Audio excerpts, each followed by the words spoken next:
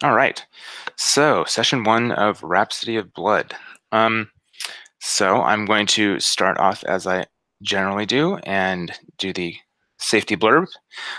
So rule number 1 here, all of us, including myself, each of you, are more important than this game. So if at any point you need to use the open door and just take off because either reasons or something happens or whatever, you're welcome to do that.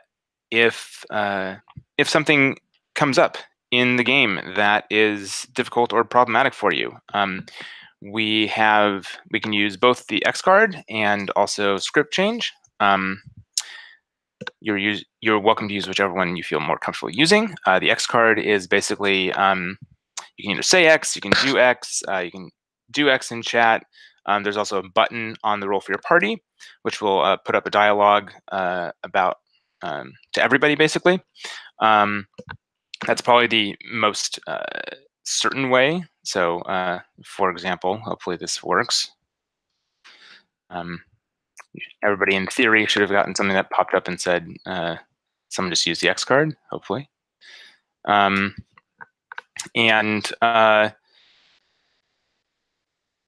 if you want to at least like kind of briefly discuss what happened, you can, or you don't have to tell us. Either way, we'll just kind of like roll back and try something different. Script change is basically fast forward, pause, and rewind. Rewind is similar to the X card for all intents and purposes. Pause is basically we need to take a pause and either I need to step back and just take a few moments, or I want to talk about something or whatever. When I say I mean anyone who uses it. And fast forward is, can we just kind of like move past this? I'm okay with this happening, but can we just kind of move forward? And again, on that one, if you want to say why, that's fine. If you don't want to say why, that's totally fine as well. Please make use of these things really in any way, shape, or form that if and when you feel uncomfortable or anything is detracting from your enjoyment, please make use of them. If I might ask also, on the if you go to Roll for Your Party, I'd also like to make use of lines and veils. So what I'm going to do is, let's see here, this. I'm going to make a couple little sections here. So lines and veils, for people who do not know what those are. Lines are basically say, I don't want to see this content at all, period, bar none. Please do not show this on screen. Do not have this happen in this game, etc. And then veils are basically like, I'm okay with it happening, but I want it to happen off screen, basically. I don't want to have it shown. I'm okay with it being like referred to or veiled off or whatever. That's totally fine. So like, I don't think there'll probably be much in the way of like sex here, but if it was sex, it'd be just kind of like fading to black, etc. On Roll for Your Party, there's a little section that says label. If you have any lines and or veils, feel free to go ahead and like type one into label, hit submit, it'll show up.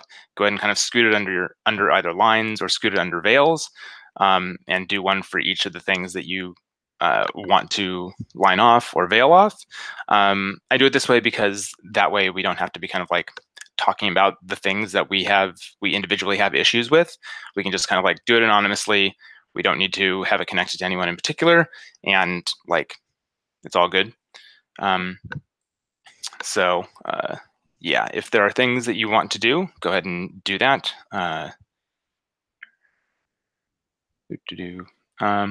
What else?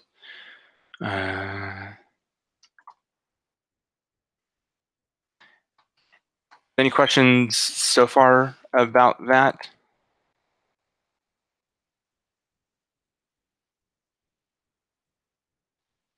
Okay, I assume not. And also, lines or veils are not etched in stone, and they're not like a one and done thing. So if something comes up that you think of like as we're playing, feel free to go ahead and put it on there. And I would assume that we will next time we go back to looking at the roll for party there, and we'll be able to figure it out. So yeah. Let's see here. What else? Oh, if you need a bio break or something like that, just say so in chat or something like that. I'm totally down for. I don't tend to kind of plan out breaks.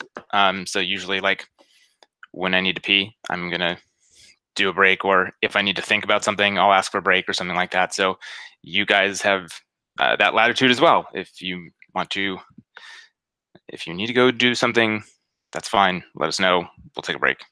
No big. Okay. All that kind of like proceduralish type stuff. No questions, thoughts, etc. We cool. Okay, awesome. Alrighty. So,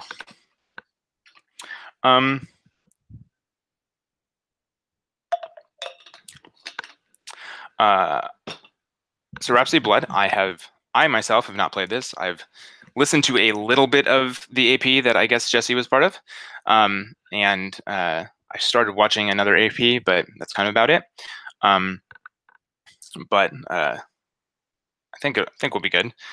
Basically, kind of like the idea here is kind of Castlevania, basically, or kind of generations of people affected by the castle are coming back to try and kind of like take out the regent, who is the lord or lady or whatever of the castle, and just kind of each generation. The castle changes, the regent changes, but still the bloodline still needs to go and take care of it whenever it shows up in the world again. So how this works is, first off, what we're going to do is we're going to do founder character creation. So the first tab on the character keeper is founders. And I should probably also give you the link to the handouts thing, shouldn't I? Let me go find that. Unless if people already have the handouts, then I don't need to do that. But I will do so because it'll be useful for you to have those, so you can actually fill stuff out. Recent. Rhapsody Blood. Link.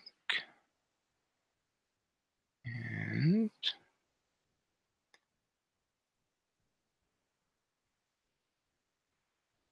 share. Copy link. Awesome. Okay. So that'll also have some more rules related stuff in it. But to start with, so you will be choosing basically both a initial character who will basically do kind of like an initial boss fight with kind of like the first time that the castle manifests, and we skip right to you guys fighting with the regent, basically. And you all are heroes of some type, and your character, whatever the outcome of the battle with the regent, you will be starting a bloodline. So like your children, your children's children, generations, etc., moving on, will be drawn to dealing with the castle and its minions, acolytes, regent, etc., whenever it makes itself appear in our world again, basically. So there are 5 main ones. There are a few extra ones that a couple other people, including Maria, have created, but I'm just going to go with like the standard starting ones. It just makes it a little bit more easy, at least initially. So there is the Paladin. Let's see here, which is the founder of the legendary Heroes bloodline. let's hear. You're brave and bold, and where your fellows faltered, you inspired them to press on. Now the region stands before you, and they will answer for the evils they have brought to the land. There's the Tainted, which is the founder of the Half-Damned. Maybe the castle almost claimed you. It was only thanks to your fellows that you remained human. Maybe the darkness has always been inside you, and you struggle to stay in control. And your struggle to stay in control is even harder than the castle has given. Even harder now that the castle has given it physical form. Either way, it's time to put these gifts to use. The Saint, which is the founder of the Holy Church. You may not be trained in occult lore or mortal combat, but you know evil and you know good. So long as good people stand against evil, you'll be there with them to help keep them safe. The Mastermind, founder of the Hidden Hand. You're not here out of the goodness of your heart, but raw pragmatism. Frankly, hordes of monsters are liable to ruin your plans for wealth, prestige, and power. At least your talent for command has come in useful managing this ragtag band of heroes. And finally, the Ritualist, which is the founder of the Magi. Ancient lore and improvised cantrips have got you this far, but you can feel the power rolling off the regent in the next chamber. You'll set your soul alight if that's what it takes to burn this place down. So, do any of those sound interesting to anyone in particular? I wouldn't mind going the Tainted, but anything other than the Saint, I'd be willing to play. That's not my style. Cool. And I actually am interested in the Saint. In the Saint. The Saint. Yeah. Okay. Mike, thoughts? I was thinking between the Paladin and the Ritualist. So I guess that lines up pretty well. So we have a Tainted, we have a Saint, and then whatever your choice. Let's go with the Paladin. Great. All right. So on the character keeper, if you would be so kind as to go ahead and give yourself a name. There are actually, where are they? Playbooks. In the book, there are, I thought there were suggested names, but I guess not. Oh, they have suggested names, I think, for the actual explorers, I think. Not for here. Oh well. Anyway, so yeah, you have. Oh, they don't have spots for that stuff there. Okay, that's annoying. I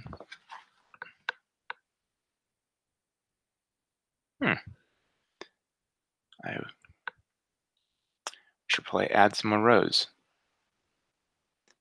Anyone particularly good with spreadsheets? Oops. Not on live camera, I'm not. That's fair. I'm gonna see if I can. Let's see here. If that does anything. See, that's the problem. Is that all of these are too small? Oh, there we go. That's what we need to do. Right, insert one below. There we go. Great, awesome.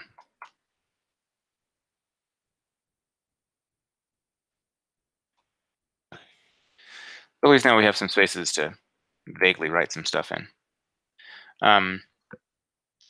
Awesome. The reason I ask is so in I'm going to be asking you a bunch of questions, basically.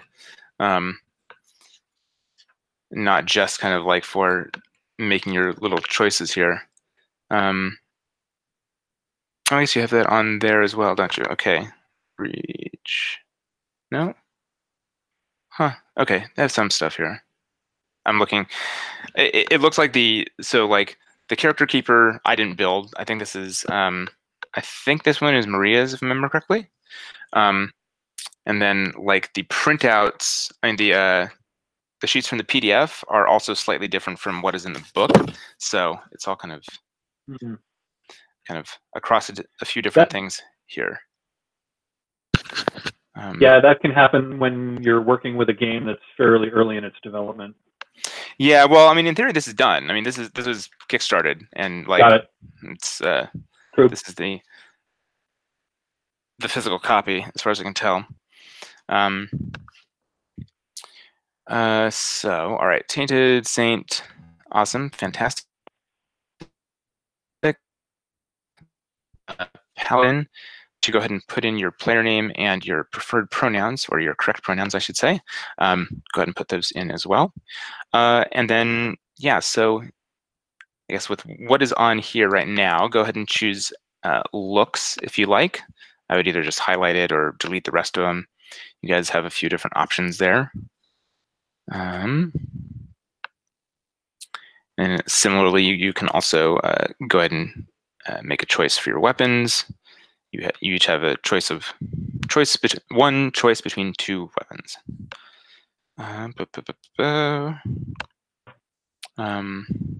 You also get to change. You actually do get to change your stats, which is, I wonder why those are stuck there. But on the yes, I'm right about that. Yeah. So on the actual PDF, where it says making your heroes, you can choose your stat lines as you like, and they will all be different for the different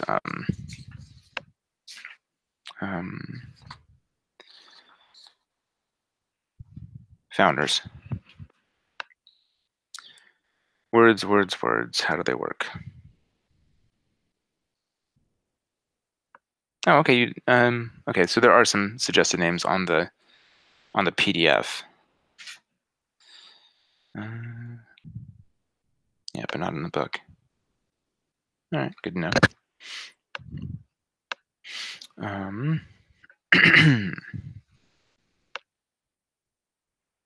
right.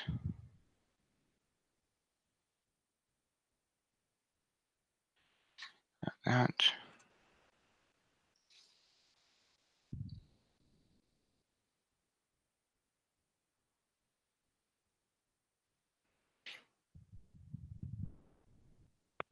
Oh, I will say also,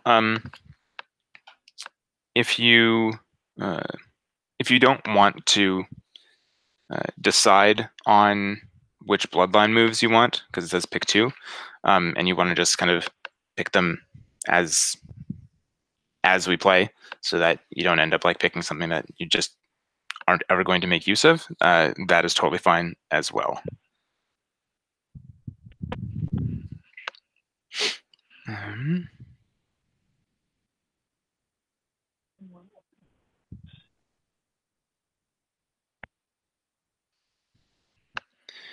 Yeah, there's no sections for.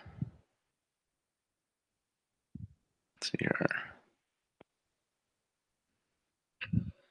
It looks great. Okay, Runes gear. Here we are.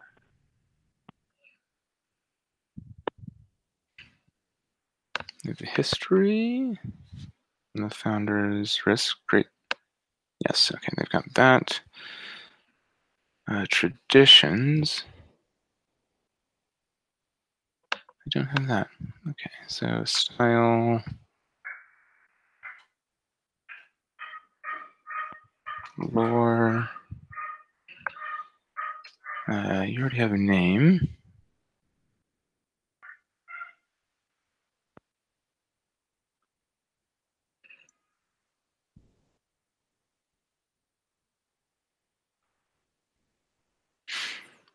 There's 2 history questions. That's interesting.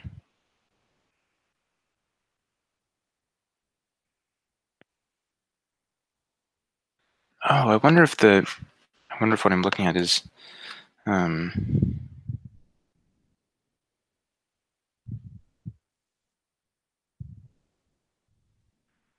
those are the pacts. Okay. Okay.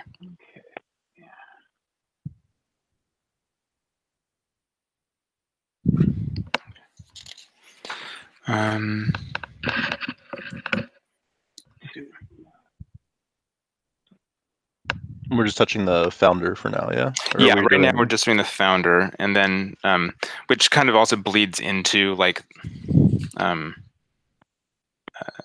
the bloodline, basically, because it includes like the traditions and the context and pact and bloodline moves, etc., etc. But yeah, that's why I have this style, the lore, and we also don't have. Oh, but that's I know what it is. It's because it's in the bloodline section. That's what it is.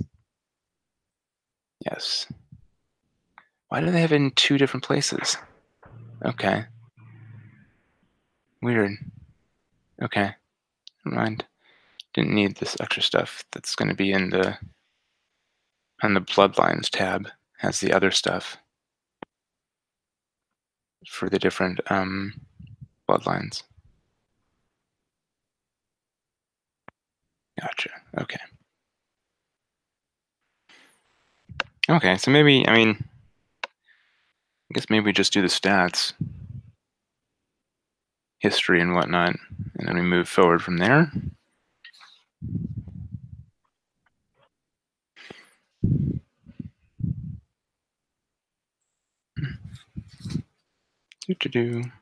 So where are we supposed to put this stuff? I've got the handout, but it does not appear to be editable. So on the character keeper. Yep. There's looks like you've done your stuff for the paladin. There's also the next tab. Oh, the bloodline tab. Oh, okay, there we are. I didn't see the tabs. That said, I'm not certain if we do the bloodlines now or if we're supposed to do it later, after we do the fight. So the bloodlines are like the, if we're talking classic RPG term or D&D terms, they're the race, right? For kind of the modifiers plus the playbook. Yeah.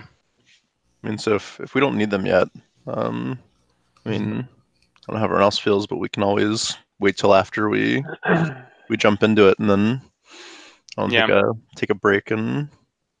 Yeah, we can do that.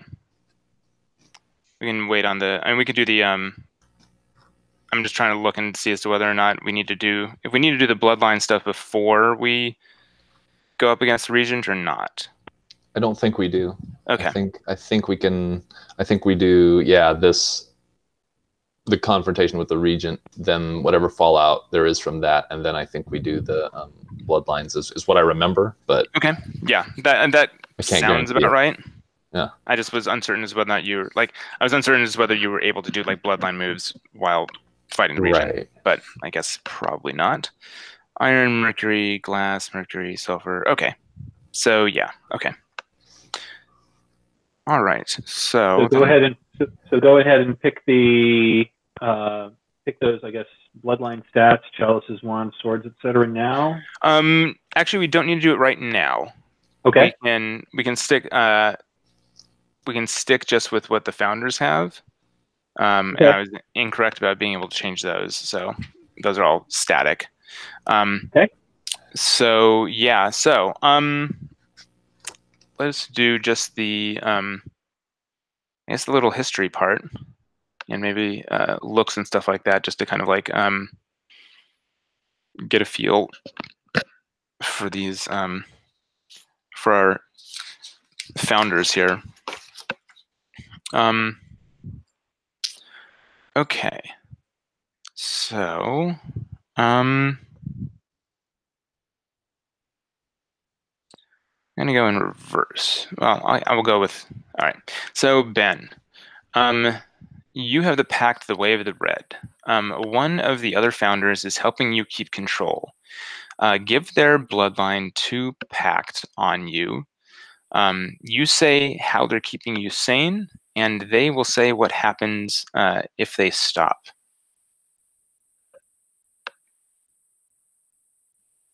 That's a good question.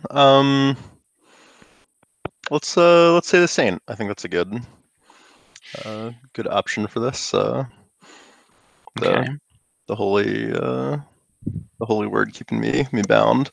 So how they're keeping me sane? I would say that it's most of the time not a problem until I get into some sort of combat or bloodlust or whatever, and it takes the saint to calm her down and to get her back to back to a stable situation. What is it exactly that they do? I'd say very like bloodlust, just doesn't like recognize what's going on, a total loss of control until have a conversation and slowly help meditate or just have a one-on-one sit down till she gets back to recognizing what's supposed to be. Mm-hmm. And Costin, what would happen if you were not there to help Mina? Yeah, I think it makes sense from what Benjamin just said, and feel free to veto this, but it seems like it would make sense that if it's not controlled, this bloodlust could become practically a permanent state. I mean, become almost more animal than person at that point, and unable to actually get out of it at that point. So yeah, does that seem reasonable for you, Benjamin? Perfect. Cool. Awesome. All right. All right. So Costin, you have the pact, the Way of White. One of the other founders joined your flock and helped spread your healing truth. Give their bloodline to pact with you, on you, excuse me. You say how you bless them, and they say what doubts remain.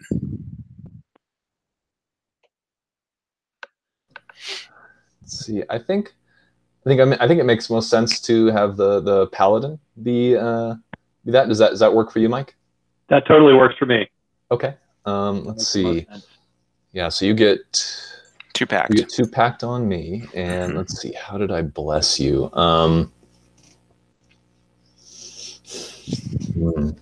I guess something I haven't been able to kind of find as I was going back through this very easily was how the answers to these affect things going down the road. Like I just not really sure how far-reaching these can be, and how I was a little confused about that, to be honest. I think, let's see here, pact stuff.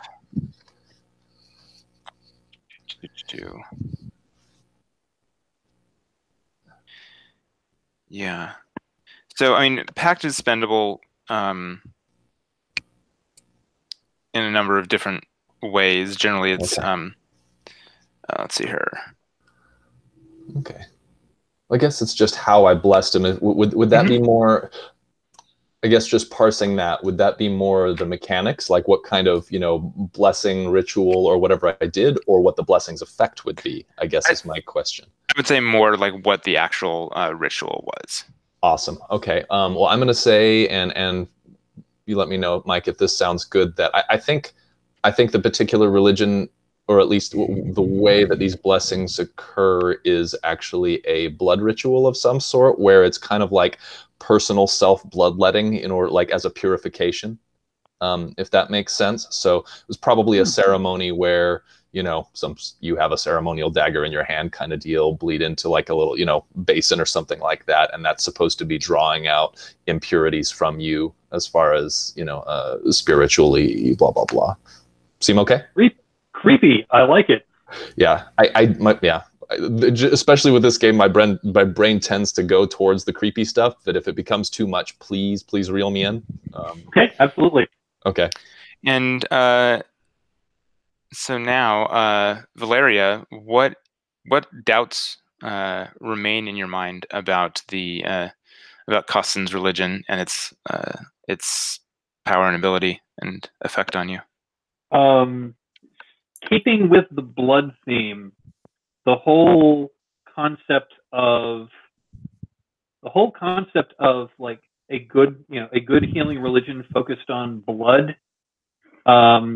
Makes me wonder how pure this religion is, and a good religion. This obsession with blood. Are they really? An obsession with blood makes me think vampires, and if we're, so I guess my doubt is this religion somehow connected to the evil overlord? Or is it, in some way, are we, trying to use evil power to do good? Something like that. Sure. Does that sound good with you guys? Sounds perfect. It's great. Awesome. All right. And you get to continue. So Valeria, you have the Way of Gold. One of the other founders risked great danger to save your life. Say what it is that they did, and give their bloodline 2 pact on you. They say how you're still wounded. I'm going to say that in a fight with a demon, Mina chose to. I'm envisioning a scene where a demon has knocked me to the ground and knocked my sword out of my hand and is about to come in for a killing blow, and Mina, perhaps in a bloodlust, rushes in and attacks the demon, gets it off of me, and that was what turned the tide of battle.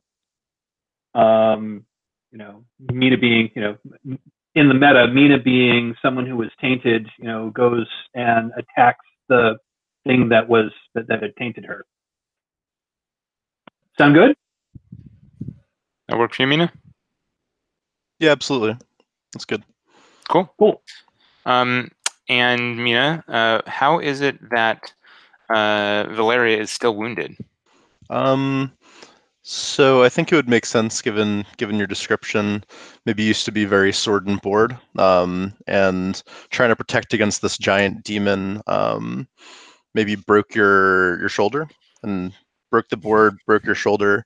So you can't quite play as defensively as you used to. You can't really rely on your shield arm keeping you safe anymore. And that segues. I like that. That segues really well into the weapon I chose, which was great sword. So can't use the board anymore, and now it's all sword. Nice. Good stuff. Good stuff.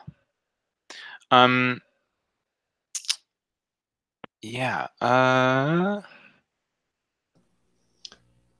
Quick question. I'm trying to find where to put this pact information on the sheets. Yeah, I realize that doesn't seem to be any place for that right now. Yeah. So, and that should probably be, it's more of a blood thing. So I would bloodlines thing. So what I'd probably do is on the bloodlines tab, for your pact, just go ahead and put 2 pact on whatever their thing is, as opposed to name, but either the legendary heroes or the half damned or the Holy Church or something like that. Probably the easiest thing. Basically where the pact area is.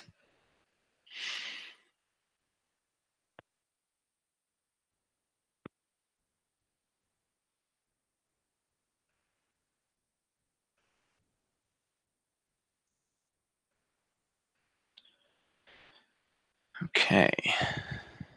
So that.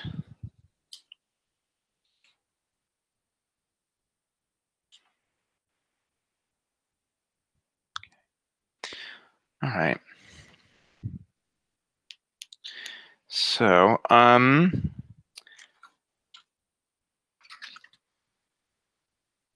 what is I'd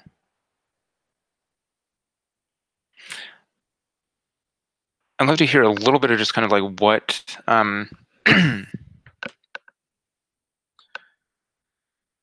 what is it you guys look like? There's general terms here, but I'd love to hear a little bit more detail. Jesse, why don't you tell us a little bit about how Costin looks? Yeah, I think Costin is. Let me see here.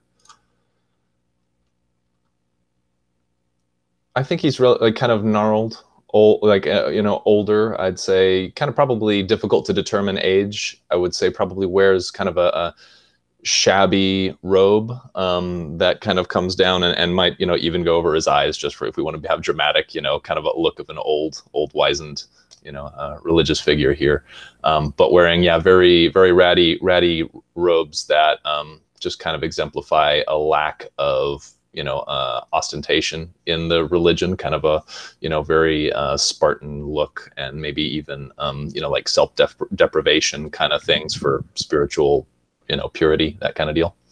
Mm-hmm. So imagining, very kind of an old gnarled, maybe slightly bent, in the mid back, hunched over a little bit, kind of using a the only thing that he has that looks like it's worth more than well, next to nothing is the staff that he has. And I think it's pretty simple. I think it's a very dark hardwood, but if you look closely, you'd see kind of some intricately carved like runes all the way up and down the thing.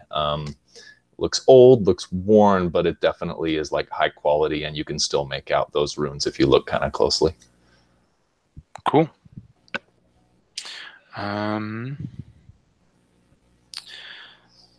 What does Valeria look like?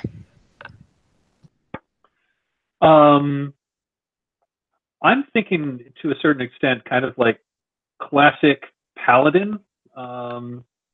She is, probably she's above. She's a human woman. I see her as having dark hair. Kind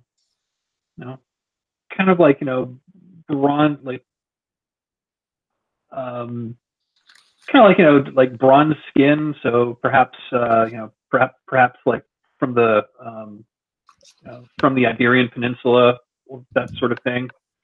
Not super. I mean, not super tall and statuesque, but she's got a very regal bearing. Dressed in gleaming plate mail with her with a tabard with her family's heraldic crest on it. Cool. And she bears well, I guess she's the progenitor, so she's got a gleaming golden rune sword. It's a claymore, but the blade has a golden. The blade itself has a golden hue to it. It's got big heavy cross guard, and there is a there's like an emerald on the pommel. Cool. And just looking at filling out the other things filling out the traditions, I'm thinking the bloodline is going to be known as the bearers of the golden blade. Cool. And Mina, what does Mina look like? So let's go a little Jekyll and Hyde with this. I think she most of the time when she is not, in her bloodlust, pale, not like classically beautiful, more like sickly, just got out of bed after like a Sure. 3-week run, a little gaunt, dresses very nondescript. She doesn't want to get into confrontations. She doesn't want to be noticed.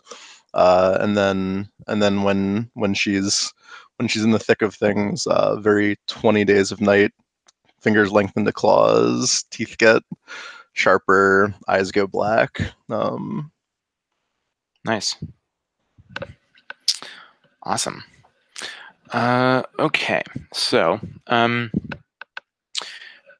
2 points of business. One, does anyone else have Jesse just being either frozen or black? Because I don't see Jesse. I just see them as like. I can hear you just fine. You can hear me? Okay, Yeah. Let me see if I can turn off. I was going to say I was seeing Jesse, but I was seeing a static image. Oh, you're moving there now. You go. Perfect. Am I back? Okay, yep, good. You're back. Awesome.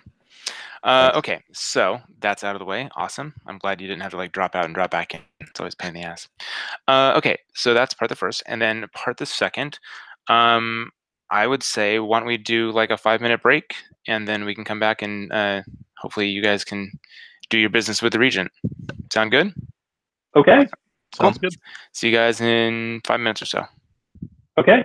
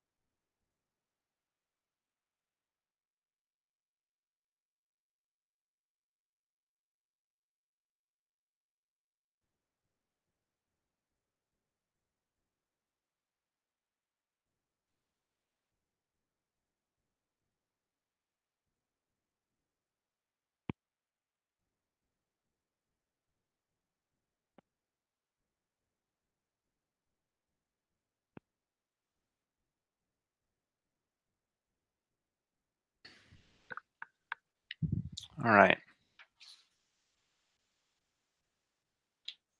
So the three of you have fought your way long and hard through through the castle, and you now find yourself deep within the bowels, in front of what you know must be where the regent is, where the one who kind of controls and is the kind of the focus of the castle's evil must be. And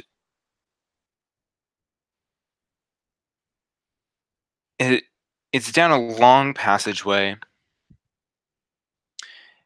that opens up, that has been cut into stone. And as you go down it, you can feel like the coldness and the dampness. And you find yourself in front of extremely large, heavy-looking double door made of oak, large iron hinges, and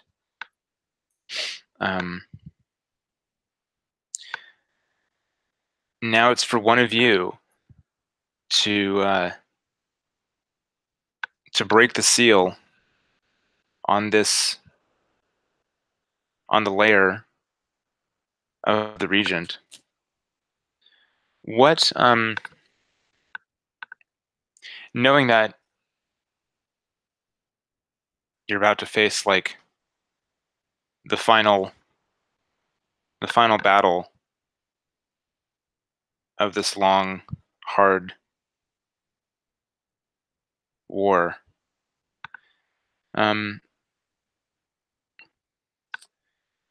Costin, what is on your mind right now? I think just that all the years of self-sacrifice and deprivation and everything are finally kind of coming to a head. Whatever abilities, whatever power my faith has granted me, this is the time. This is when it's, you know, I'm not expecting to come out of this alive. Very, very at peace with the fact that this might be my last kind of moment here, but it could be a very meaningful one. I think that's where he's at right now. Very kind of reserved, but kind of consigned to that, not amped up, just kind of like quietly just holding on to that staff, you know, kind of eyes kind of lowered and just like, all right, this is it. And you've given up a lot over the years for your faith, and also just to do this deed. Is there any one thing that was hardest to give up?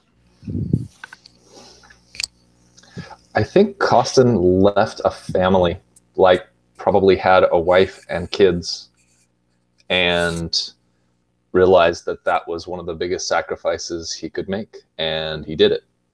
He left. And was that just to do this, or was this even further back before? I think that was further back. I think it was just kind of part of his growing in this, you know, kind of burgeoning kind of like new religious group. Mm-hmm. And that was kind of one of the biggest turning points of just like, all right, he's all in. All right. Valeria, what is on your mind right now?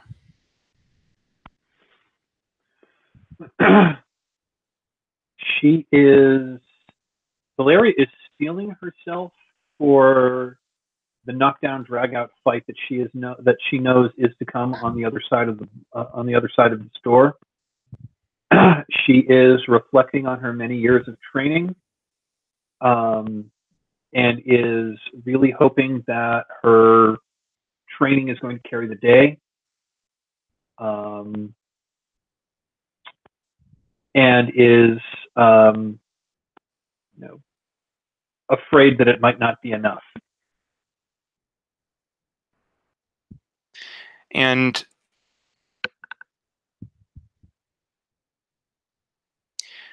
what is the ache in your shoulder make you worry most about?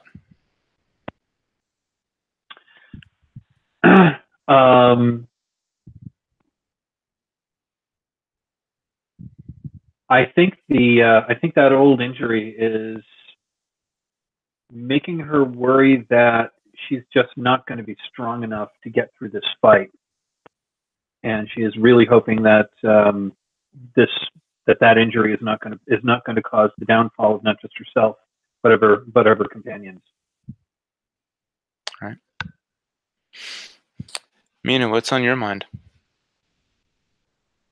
Mina isn't afraid. Nothing's been able to kill her since she got her curse, and she doesn't think this will be different.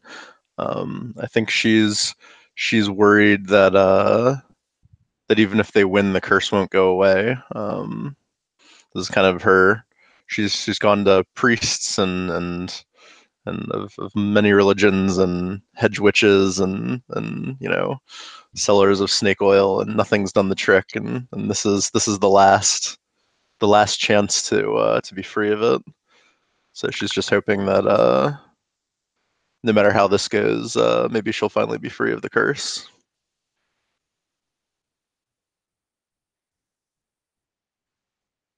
Okay.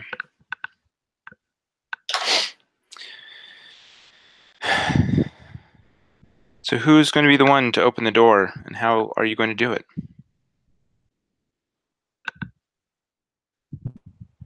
I mean, Mina can. She's already cursed, so what else can be added on top? Keep whatever happens from breaking the seal from affecting her companions. All right. So what's it look like? She knows who's behind the door. No reason to hold back now. She lets loose, breaks through the door, and starts running. The door is open, and you being at the front are the first to kind of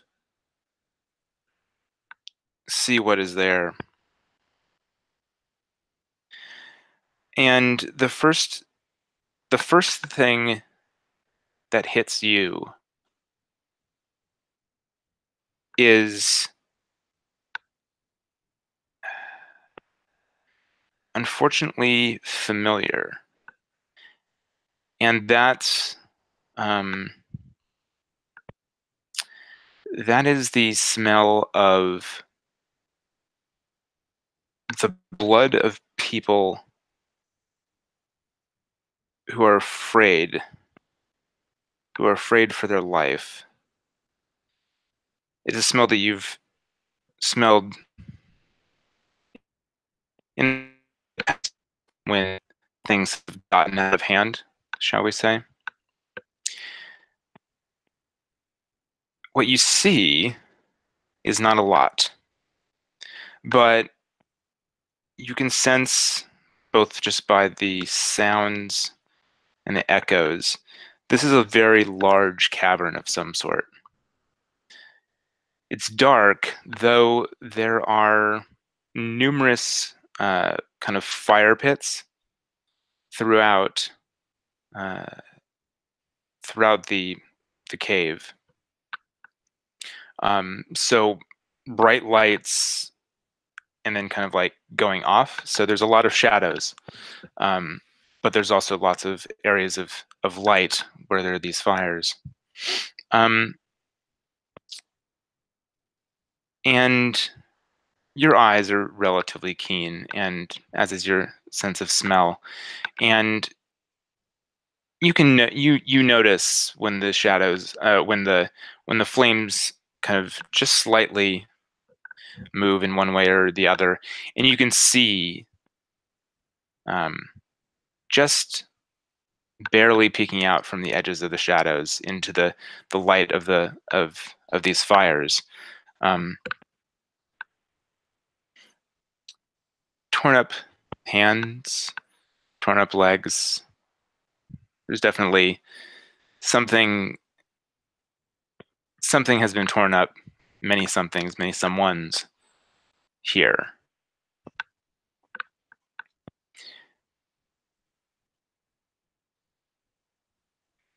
What are you thinking as these smells fill your nose? And as you bring your compatriots into this place that feels strangely familiar.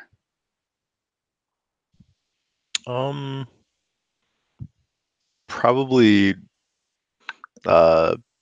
just very focused on whatever is past this. It's there, but you know, waited long enough for this moment that nothing's gonna distract me, even you know, the more horrific things around here. Okay. And Cussin, what do you think as you peer upon this? You may not notice you may not see as clearly the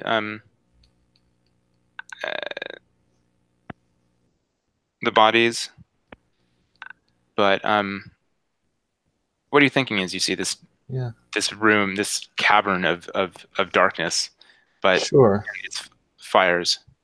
Sure, and I have to imagine Costin's relatively familiar with the smell of blood, so probably can at least pick up on that a smidge. And I think it's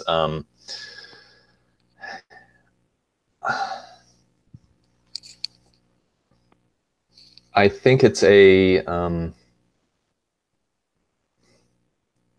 I think it's just a feeling of inevitability. Like, you know, this is where it was always going to end up. And this is kind of where things are going right now. So that I think he's not necessarily taken aback by anything he's seeing or hearing, or, you know, I mean, obviously it's dark and difficult to parse, but I think it's just a kind of a confident resignation, if that makes sense. Just like, this is where we are. This is what it is. It's like, this is, you know, I think Costin is pretty well prepared for, at least for mentally handling whatever horrors he could see or hear or smell right now. Sure. And Valeria, what's on your mind as you see into this vault of darkness? Valeria recoils a bit at the smell of a charnel house. Looking around at the gore and the broken body parts that she sees around her, this steals her intent that the regent's rule must end, and must end now.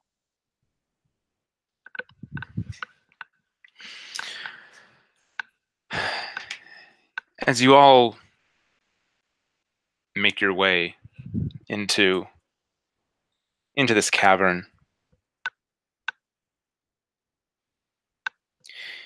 you hear a loud, deep cough coming from far back in the cavern, in the shadows. And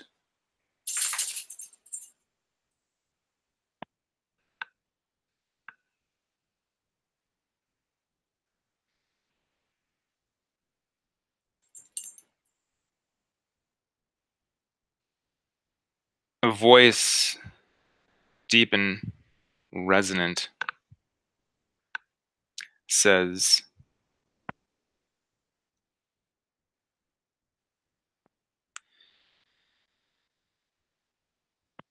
"I'm sorry, dear.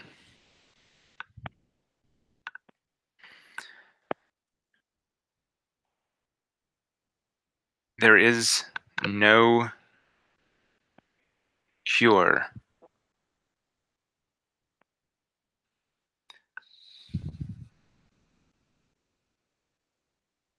We will be left this way forever."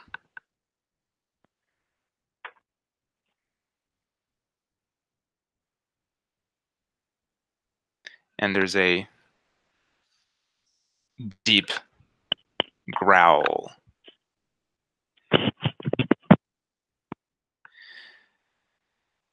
You should not have brought these others.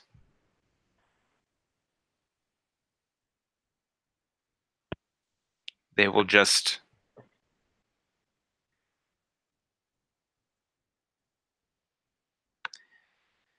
be playthings and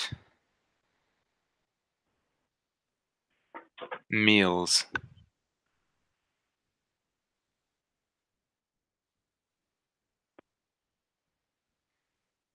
But you couldn't resist, could you?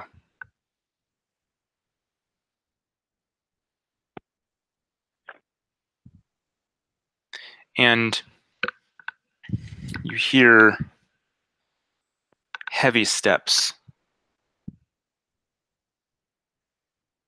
making their way from the back of this cavern. And you see a large mass step near one of the fire pits. But really, all you're able to really get a view of is, say, like a large boot and what appear to be some sort of kind of tattered robe. And it continues walking towards you and vanishes into the darkness. And then you see it continuing in a straight line towards you. And again, you see it just barely and cast off firelight from one of the fires. If I could ask, when you say it's very big and we only saw its boot, is this thing the size of a giant or just a very large man? Or I don't quite understand the sense of scale. Sure. I would say maybe you're also, along with the boot, you also tend to see a hand. So it's obviously somewhat hunched over. Large hands, large feet. If you were to guess, you've seen tall warriors. You would guess that this is someone who's probably a good at least 7 feet tall, maybe 8. Okay. Hunching over. Okay. Thank you. Yeah.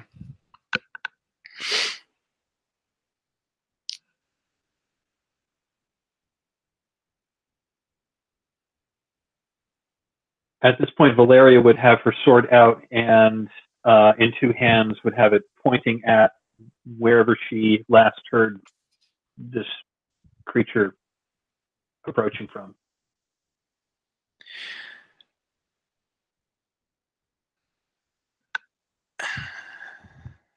Has that been of use to you?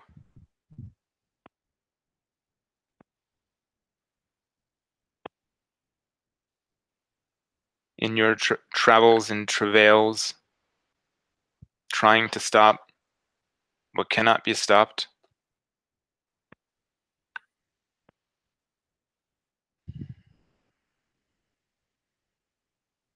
It's worked fair enough so far. And there's a heavy, gruff chuckle.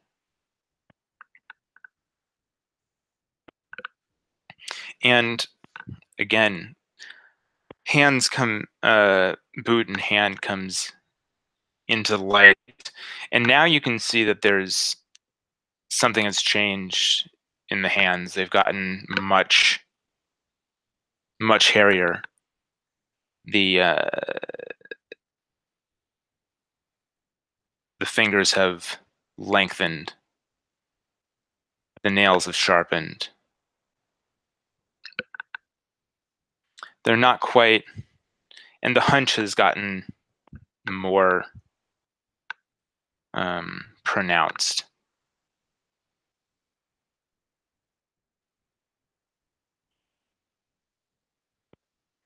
And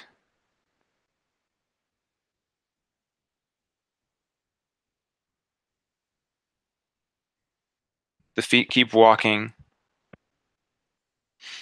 and you can hear a growling coming from it. And Mina, you can recognize this this sound. This is the sound of someone like you, but it's that sound that you make when you are having to fight yourself and fight the thing that's inside you. When it is taking over. What do you do?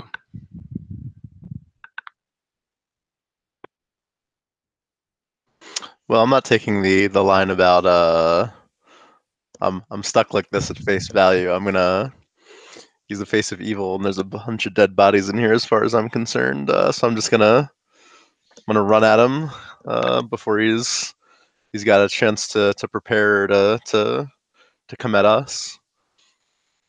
All right. Let's see here. So that sounds like you're confronting danger head on. So why don't you go ahead and roll with iron?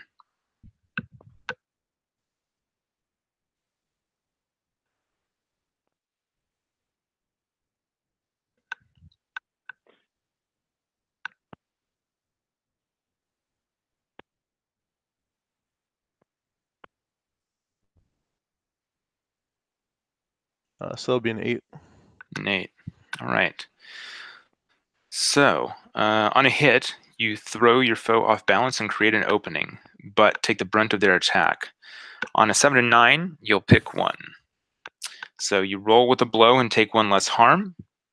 You are fearsome and commanding. The foe will focus only on you. Or your mind is steel. You don't mark contamination. I mean, I imagine, given that we've all fought before together, that I'm not the type to think about anything other than hitting hard and fast. So I'll take the brunt of it. Hopefully leaving an opening for my my companions. Mm-hmm. So you still get to choose one of those 3 things. So that's the second one, right? They'll keep focused on me. You want to do that? Mm-hmm. Okay, cool. So you will mark contamination, and you will take 3 harm as you come charging at him, and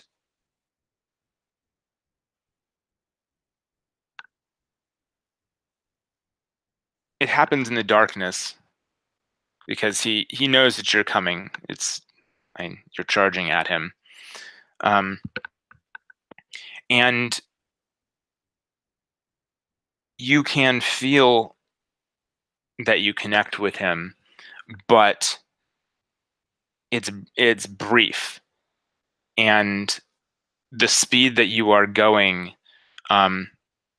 somehow you get misdirected into one of the fire pits, and you go rolling through it and catching on fire, and you'll take 3 harm. Now remember, whenever you take harm, you can reduce it by suffering a wound if you like, or you can take the full 3 harm. That's up to you. That's the wound stuff is under the harm moves on the sheet. You can take a minor wound and lower it by 1 harm, or a major wound and lower it by 3 harm. I'll stick with that. Also, my claws have a tether. Does that mean I can get him, like, not just is he focusing on me, but he's sort of like stuck in Let's see place? here. Tether. After you hit, you can easily hold onto and keep pace with the foe. So, So can I pull him into the flames with me, or at least like make sure his back's to my companions? you can definitely make sure that his back is to your companions. Okay. You definitely kind of like, he's fast, obviously, but you spin him around, and he is certainly. I think you hear a bit of a chuckle, so it's obvious that he's vaguely amused and is interested in continuing this with you. And what about the other two? What are you doing? There is an opening, so you can strike if you like. I'm going to move in and take advantage of the opening, charging in and striking with my greatsword. All right. Do you see that as physical force or precise insight? Physical force. All right. So using all of her strength. Great. So you will roll with iron. So roll 2d6 and add your iron score.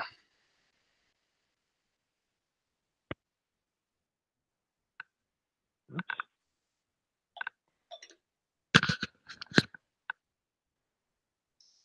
There we are. So that was a 2 and a 5 is 7 plus 2 is a 9. Great.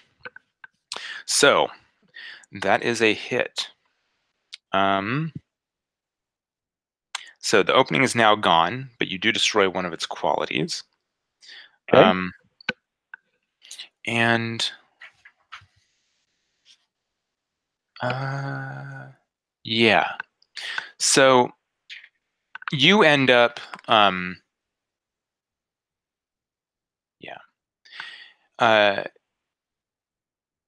as you kind of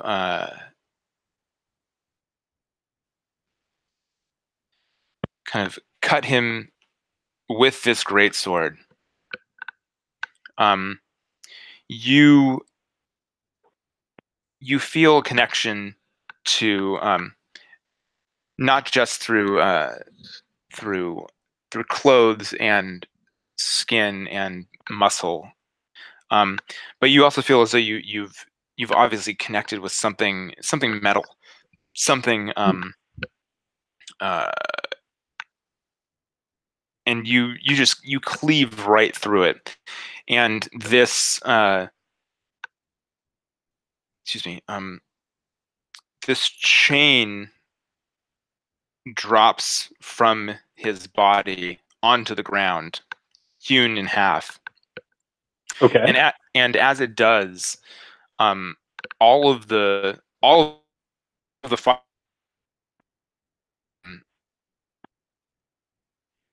their flame level just like massively increases.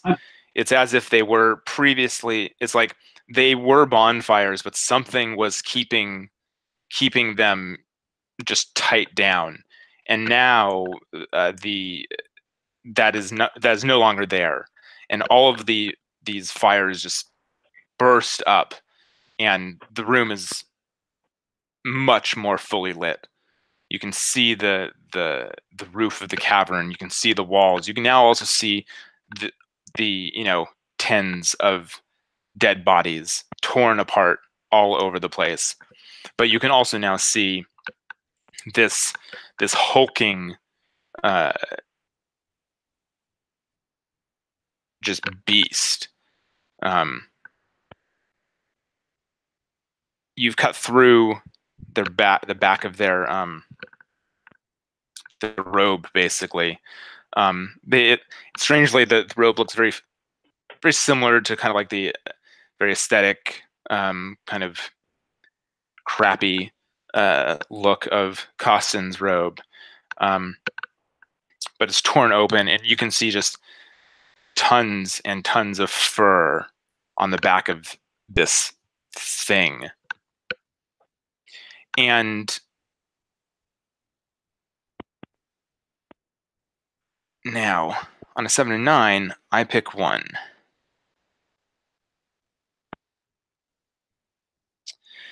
Yeah.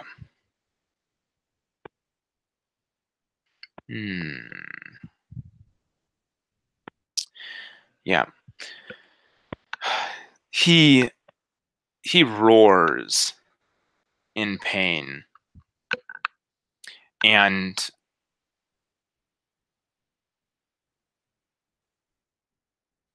Mina, you see from your side, because you're the one who he's facing, now that the fires have kind of are going full bore, you can now see what you're certain must have been a human countenance at some point, but that has just torn itself, that has like twisted itself into the muzzle of a bear, and its lips just like recoil, and not recoil, but pull back, showing just these blood red teeth in this howl of pain.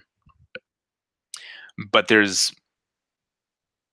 you can tell there's more than just pain in it. There's pure, unadulterated anger. And you can tell that he's gone past the level of like human control. And he is going to be no longer trying to play with you or anything like that. He is going for death and nothing else. So he will be healing 1 more harm for the rest of the fight. Ooh. This could be bad.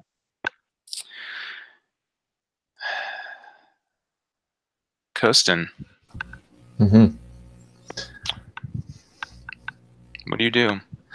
So I think in the like movie version of this or TV version of this, what we would have seen is Mina charging ahead, and then that interaction, and then the scrap with Valeria there, but kind of interspersed with those things, we probably get them charging ahead, and kind of then Kostin, hood kind of pulled down over his eyes, both hands on his staff, kind of just like slowly walking up to everything that's going on. We kind of get a couple of pictures of that, and then as soon as the light bursts up, all that unnatural darkness is gone, we see him kind of just holding onto his staff, and you see like head tilting different directions, just kind of looking around, although his eyes are still kind of covered.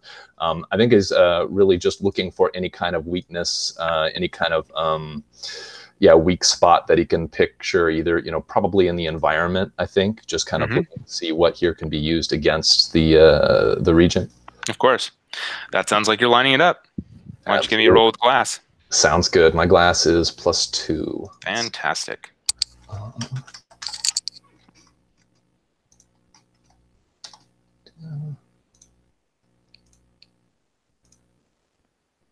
That is 12. Okay. Ooh, well, nice. Right. So on hit, you find an opening. Say where it's coming from, and pick 1 from that list. So the foe makes you its highest priority. The opening only lasts a few moments. Attempts to use the opening without 1 weapon perk have disadvantage. Okay. I think so. I'd like it to be from the environment, and I don't know if you could give me a little more now that there's light here. What I'm seeing in the general area. Sure. I mean, this is definitely a cave. It's only the bottom of it has been. It was obviously like stalactites, stalagmites, or top. Yeah. So still anyway.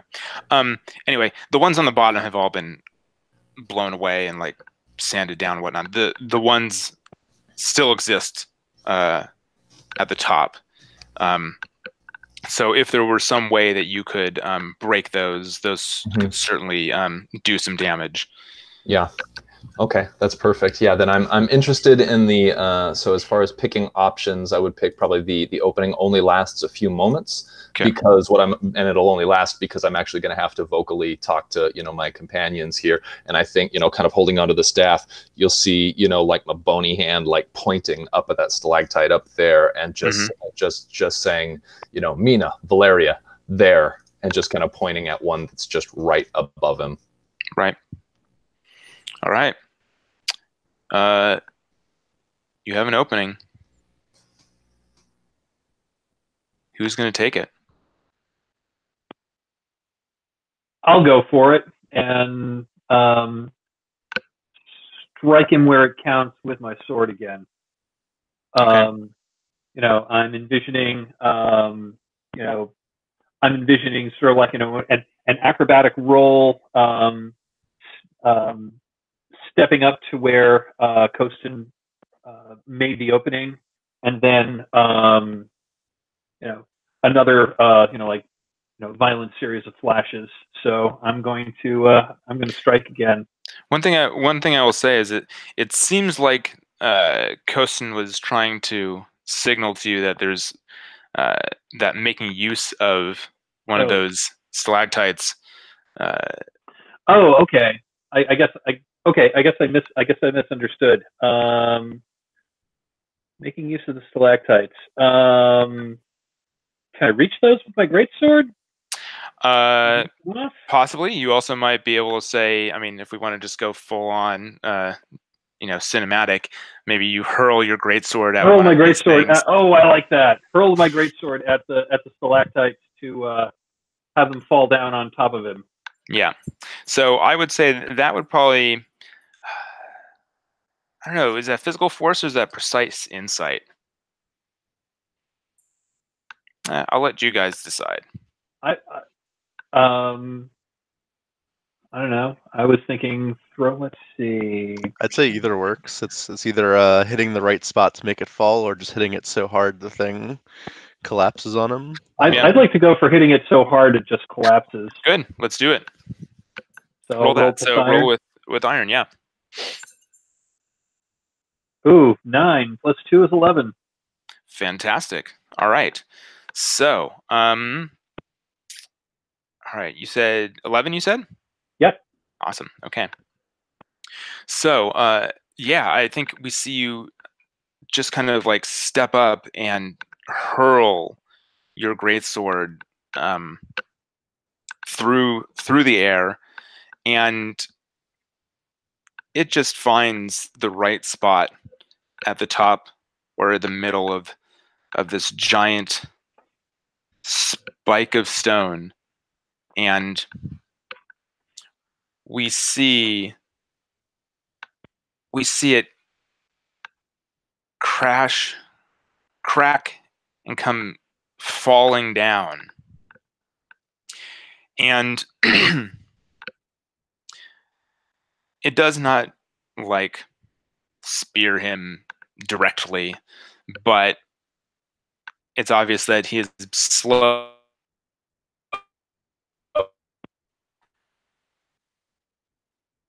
It hits and knocks him bodily, and he goes sprawling far away. And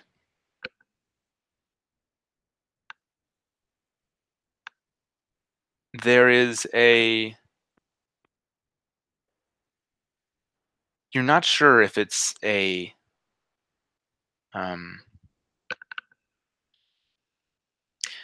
just a trick of the flames and the smallness and the shadows, but you'd swear that you saw him change. And you particularly, Valeria, you feel like you saw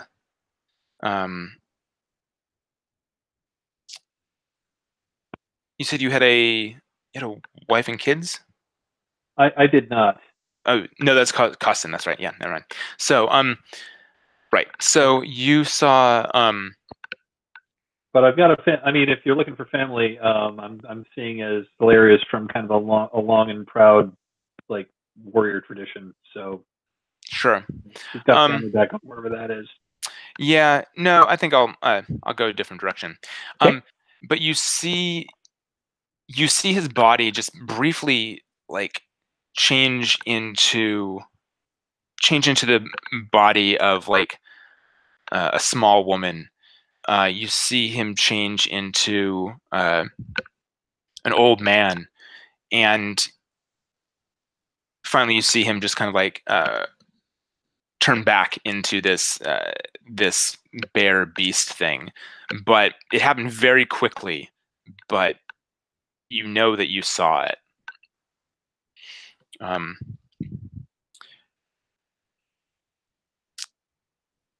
he begins to kind of try to right himself.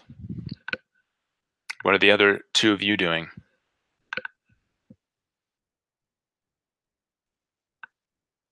Hit him while he's down.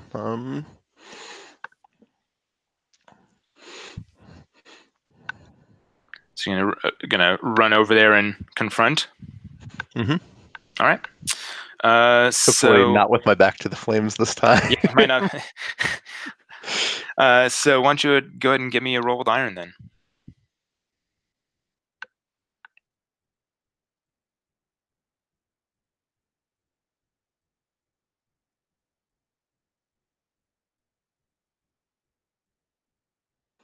There we go. 10. Nice. All right. So you will once again throw him off balance and create an opening, and you will pick 2 from rolling with a blow. You will take 1 less harm, or they will focus on you, or you don't mark contamination. You'll pick 2 out of those 3. What happens when contamination hits 3? When contamination hits 3, you get your blood raises by 1, and you are able to choose a new blood move. So Gotcha. probably less of a concern in this stage. So I'll take. You said take 1 less harm is one of the options. Mm-hmm. Okay, so I'll take 1 less harm, and then is it possible to forgo the other 2 and maybe either put him off balance or push him towards the fire? I mean, you will already do that. Okay. Yeah, you create an opening by throwing them off balance. That all that stuff. So that happens on a hit. So basically, like on a 7 to 9 or a 10 above, that stuff happens. It's just whether or not what of these other things, what of these negative issues happen as well. But you, or excuse me, what these other things happen. So I guess the positive things now to take about it. So you are going to take 1 less harm, and then would you like them to continue focusing on you, or would you just, not mark contamination? I guess I won't mark contamination this time. Great. So you'll take 2 harm, which I think will knock you out if you don't make that into a wound. I think. I'll take that into a wound, so I don't go down that quickly. All right. So are you doing a minor wound, or are you going to do a I guess you don't need to do a major wound right now, but you'll be at 4 harm, I guess, if you only okay. So you'll choose one when you take a minor wound. You'll either get infected and mark contamination, or you will fall back and recuperate, healing 1 harm. So you would need to probably hold off a little bit on continuing the fight. That seems a little weird, seeing as though it already says that you get -1 harm, but that's okay. I guess I can. You said one of them's basically falling back. Yeah. Yeah. So maybe I leap at him and he hits the ground faster than I thought, so I just tumble past. Okay. So I guess I would take no harm then, but I would remain at 3. Yes. Yeah, that's how it is. Yeah, that makes more sense now. Yeah. Okay. Yeah. So I leap at him, I rip into him, and I guess he was much weaker from the previous attack than I expected, and I just I tumble past. Okay. Takes me a second to get my bearings again. All right. Costin, do you want to make use of that opening? Yeah, I think this time we don't, with all the stuff that's happened since he did, kind of pointed out that weakness in the stalactite up there.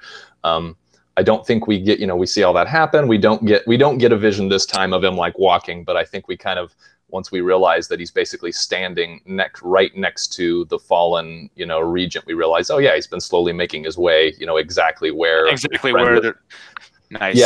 Yeah, nice. Exactly. And so I think it's just kind of a real gentle, like he's got the staff in his hand, and he kind of just like touches the end of it to the regent in kind of a vulnerable little spot there between. Is he wearing armor, or is it just at this point like hairy exposed body?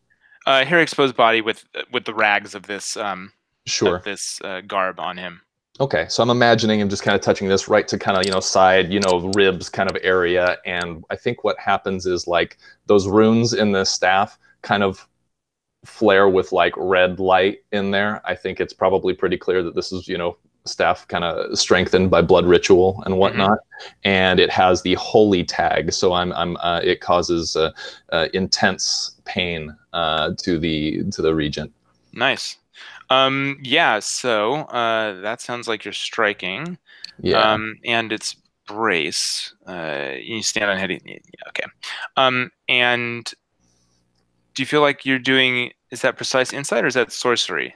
I think it was precise insight, okay. Just to like kind of get to the right spot where it was going to be, and then just kind of placing it on a very vulnerable spot of the body, if that makes sense. Sure. So why don't you roll with glass for me? All right. All right, that's a 9 plus 2 glasses and 11. All right. Well, so you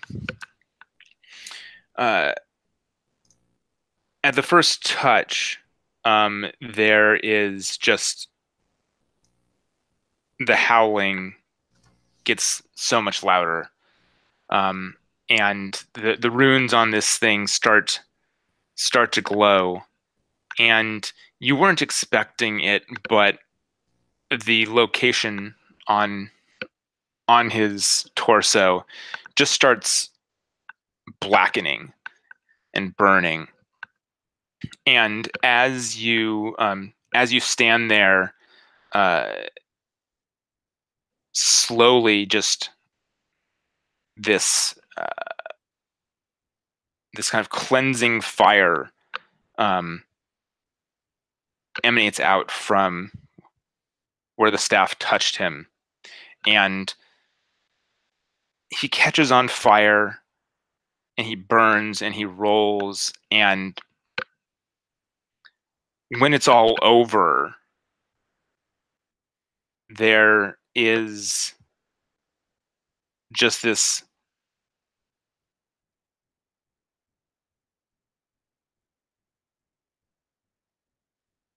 tall man. The hair has all burned off him. His face is normal now. But he is dead. And there, as he dies,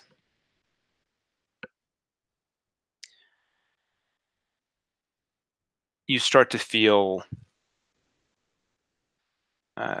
and hear the ground rumbling, and the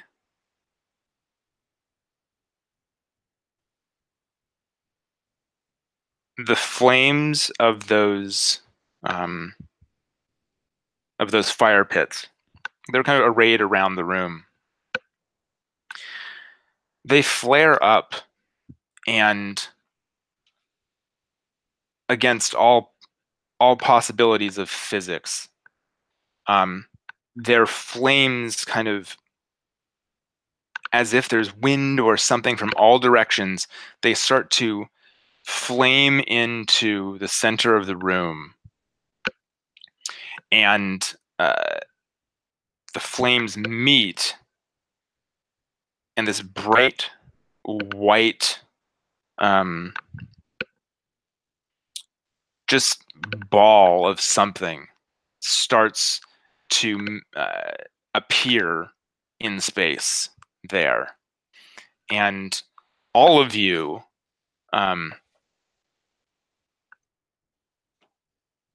can feel the draw to it. This is the power that that the castle commands, and you can feel this.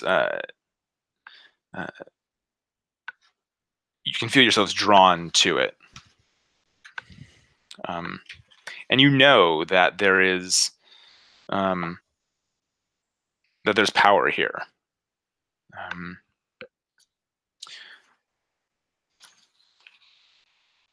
What is it that you do?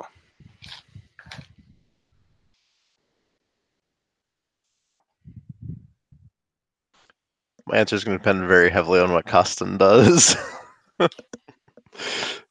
So right now, as far as I can tell, just rules-wise, so in theory, the explorer with the highest blood can choose to claim the Grail, but you all have no blood, as far as I can tell, I think, because nobody marked enough contamination to actually raise their blood, so you guys are all kind of on level playing fields. And granted, this is if you decide to take that power, but that is for you to choose. And you understand that there is power here, and that the power of whatever this is will not die with you. This is something that will last into all the generations from you on. But the ground is shaking, and if a sword could take down one of those stalactites, an earthquake is probably going to do even worse. Right.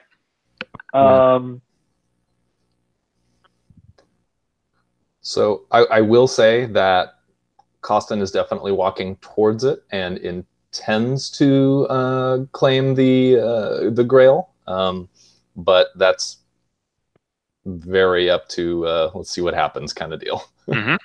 Yeah. Well, if Costin's not talking Mina down, Mina's still ripping into the Regent. the body. Yeah. All right. Valeria.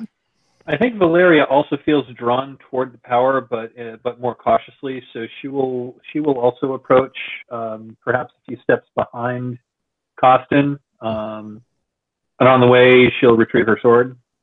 Mm-hmm. Yeah, and well, I think it sounds like Costin, you have the opening here. I think I will. I think I'm not going to do it without consulting. I think it's like kind of a, walk up to it and kind of turn to the others, kind of just like leaning on my staff and being like I knew coming here that this was the last sacrifice I might have to make. It's like, if I claim this, I can give us ways to fight in the future, additional resources, additional power. It'll consume me, yes. It'll take me, but I can give us something if this ever comes back. And I think we know that it will, right? Do we have that sense already that this is a not a done deal kind of thing? Or not? I don't know. I'm okay going either way with it. Yeah, I mean, go ahead. In the fiction, I would kind of like us not that this is the first time the castle is manifest here, and we don't really have any idea of that it's going to come back. So perhaps claiming the power might, I could see either one of us claiming the power with the intent to wield it justly, kind of like if kind of like if Galadriel had actually claimed the One Ring, thinking that she could wield it correctly. Yeah, I think I turn to you and I just say, as how would I want to go with this? That makes it tough. Let's see. I like it, but I think I just tell you that I can use this power with the as much as I have given up and the sacrifice I've made, this power, I'm an empty vessel for this. I can do so much good in the world. And I look to you. I'm not like, just kind of trying to take control, but I wait to see how you react to that, Valeria. And of course, keep in mind, obviously you don't have to take it. Sure, right? Sure, yeah. I could probably be talked out of it. I probably, I'm just interested to see how Valeria is kind of where you're at on that. I'm trying to figure out how Valeria. I'm trying to figure out how actually selfless Valeria is, and whether she would claim it for herself because, so as not to curse someone else. I mean, so I'll say if it affects either of your opinions, Mina's not going to focus until there's nothing left to rip and then run that way. But if you talk her down and she's still not cured, she's not going to consult. She's going to go for it in the hopes that that's the next best thing. Which is not to say you guys shouldn't take it. Just depending how you guys are feeling, that's where I'm at, and I'll stay back until. So it sounds like Mina, unless they're gonna bodily drag you out of there, you're going to try and go for it if no one else does. Well, she's still bloodlusting. Costin's the only one who can talk her down, so she's not exactly in 100%. So I'd say she's the second clock in addition to the impending earthquake of the place. I guess Valeria will say, Costin, if you are Costin of the three of us, you are the most wise, and I would trust you most with this power. Okay. Then I think you get a nod from Costin, and I think I'll kind of like, with my staff before I grab it, I would, only if this is okay with you, Benjamin, I think Costin would try to help you come out of this bloodlust before claiming the power. Does that sound like something you would be open to? That's up to you. As I said, I have no problem with you choosing the path of the pure. As far as like out of character, like the priest makes a lot of sense for going for the Grail. Yeah. Okay. Well, I think I was just saying, as far as my character's concerned, I think that's very much her.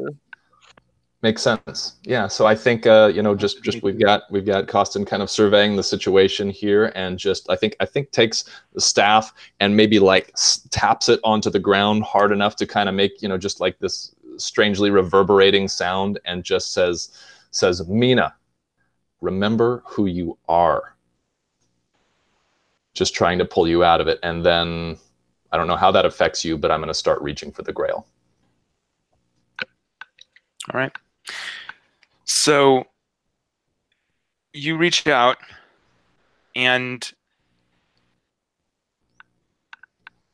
you work through, first there's pain, but then eventually it stops as you kind of like reach past the flames and into where the Grail is.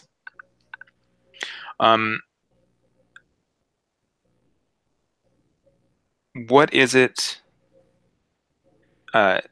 So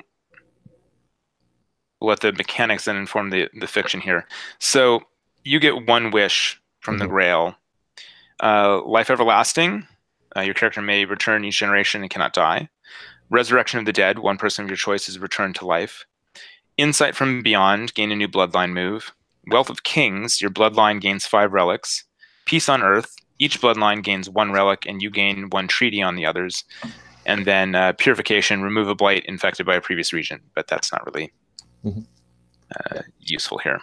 Sure. I think Peace on Earth would be the choice that that Costin would go to, you know, with as much as his life has been about giving things up and self-denial and whatnot. I don't think, you know, the either of the, you know, life everlasting doesn't interest him. Sure. You know, Wealth of the Kings, just benefiting himself isn't interesting. I think that he would actually have the intent of doing this so that we're all better off. And so, yeah, I'll say that. So each bloodline gains a relic, and I gain 1 treaty on the others. All right. So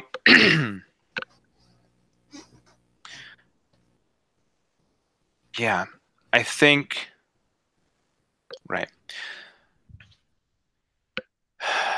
What happens is you reach out, and the fire, you start to become one with the fire, but it is only your body that becomes one with it. As you join with this like whiteness, you feel the connection to your compatriots, and you have this brief you have this knowledge that you will see them again somehow. They'll look different, but they'll still be there. And we have something very similar to like Obi-Wan in Star Wars, basically, right?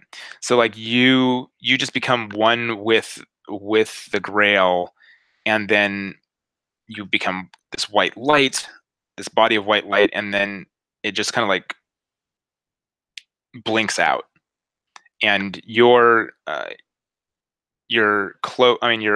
robes just fall down, and your staff just falls down, and those will be the relics that the 2 bloodlines will take with them. One of you will take the robes, and one of you will take the staff. And yeah, now we see. That is cool. Oh, thank you. And Costin is no more. And I think, Mina, you come out, and Valeria, the ceiling is starting to, the cave-in is starting to happen. And I think we see, Valeria, do you go and help Mina? Do you drag Mina out, or Mina, do you come out of this as Costin disappears?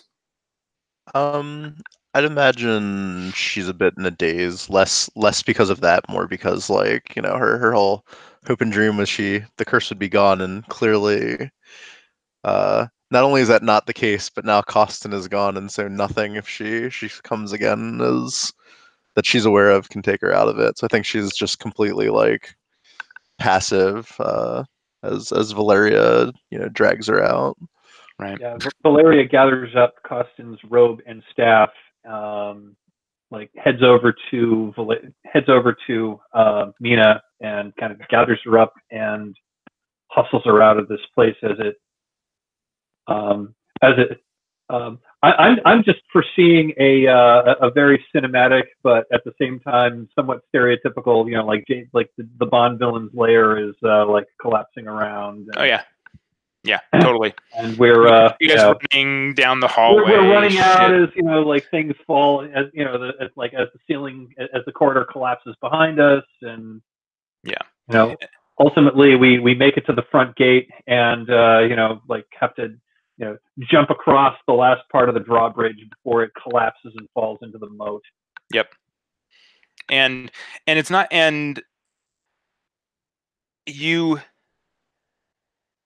the part of it that leaves the 2 of you chilled as you turn and look is that it's not that the castle itself has fallen in on itself and like whatnot. The castle itself has fallen into the earth. And you can just see this hole that just goes down into the darkness. You have no idea if the castle is still down there or not, but all that is left is this gigantic hole. And I think that's where we end the founding. And That was cool. now we get to do Bloodline stuff and throw together a couple more characters for you guys. That was cool. I like that a lot. That work out for you guys? Oh yes, I dig it. Awesome, fantastic. Yeah, character creation was perfect setup, and that I think that played out really well. Yeah, I agree. So, I agree. Yeah, absolutely. Ooh, question actually. So, with this then transitioning into our bloodlines and whatnot, I'm imagining. I mean, because you two are going back to your families or groups or whoever you're going to. Do we get like a quick little even like cutscene where you may have like sought out my family, like wife and kids or something like that, and like tell them what I did, and I'm just trying to figure out how my if this is a bloodline, how my family and how this gets like someone in my family gets the bug to kind of follow my footsteps in that religion and in the yeah. Any ideas? We could do it. I mean, Mina's probably gonna be a hot mess right afterwards. But if we could have years later, Mina, unclear if she's aged or not, but finds her way to once she's finally gotten out of it and maybe found some measure of peace, if not happiness, hunts down Costa's family as a it was a debt given he was the only he was her kind of rock, and sort of tells the story of his sacrifice. Awesome. I'd also be very okay given the the nature of the tainted and the curse, if instead of me getting a relic, I pass it on to your family. I think that would be fitting in the fiction. In the fiction, yeah. Whatever you like to do.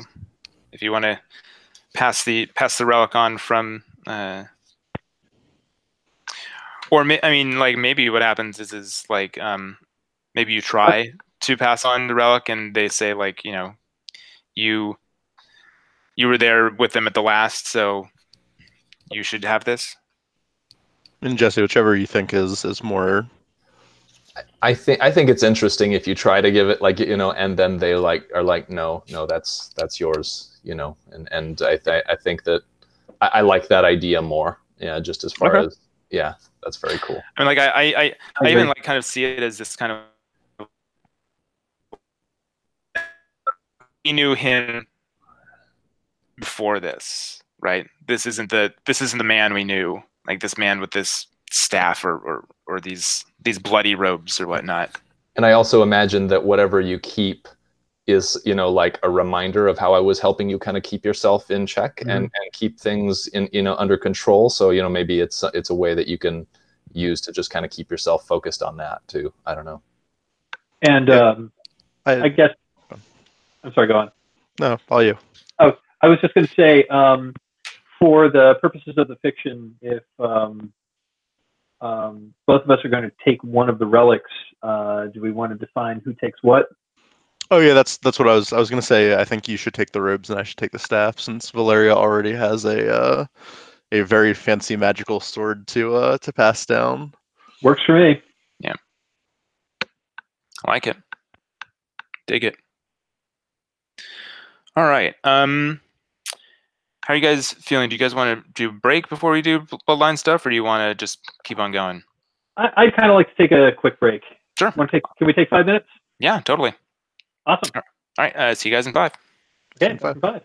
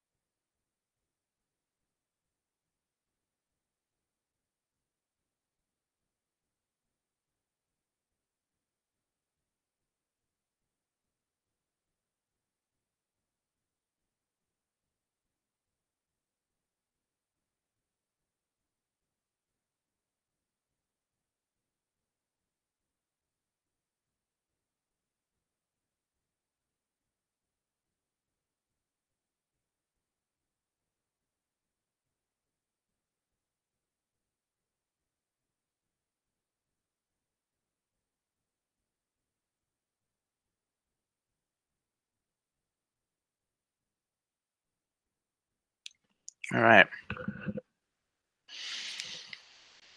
So let's look at some bloodlines, yo. So, got a bloodlines tab here. Okay, so now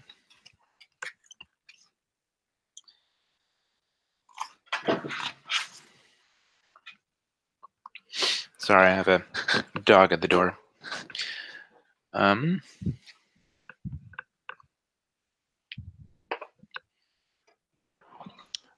Jesse, what did your staff look like? Ooh, probably like 5 feet in length, hardwood, like a dark hardwood, with very kind of like subtle, but when you look at it, the entire thing is covered with engravings of different symbols and whatnot. So yeah, just a simple straight staff. Other than that, You said they glow red when it's doing its thing. that's what happened. Yeah. All right, maybe I'll do my my bloodline name Red Staff then. Ooh, neat. I dig it. Yeah, I'm going for my bloodline name, the Bearers of the Sacred Shawl, for the for the for the bloody robes that we took. That's really good. I like that both our family names are named after Kasten. That's really good. That's very cool.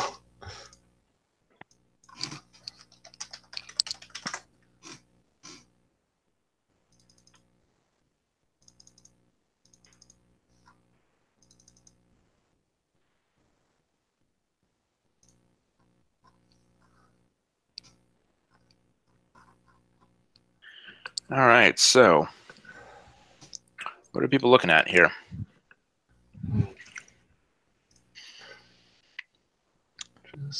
Just reading all the bloodline moves right now. Looking at Yeah. the stat options. Awesome, awesome.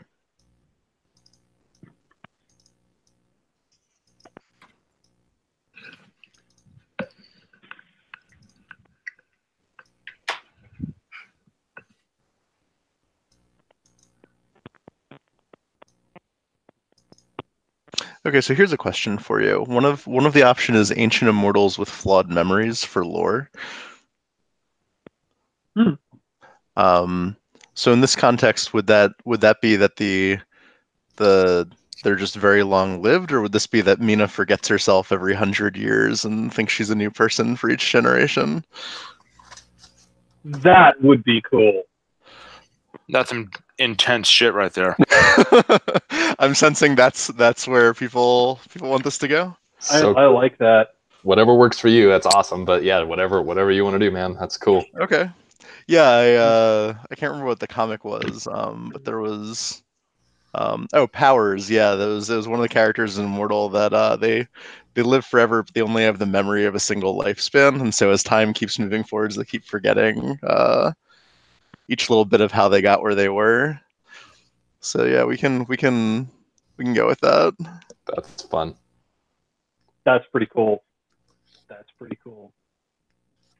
Yeah, so for traditions under the legendary heroes, one option was I was originally going for family crests and heirlooms, but another one is rustic or utilitarian clothing. And if we're going to be the bearers of the sacred shawl, that's what we are.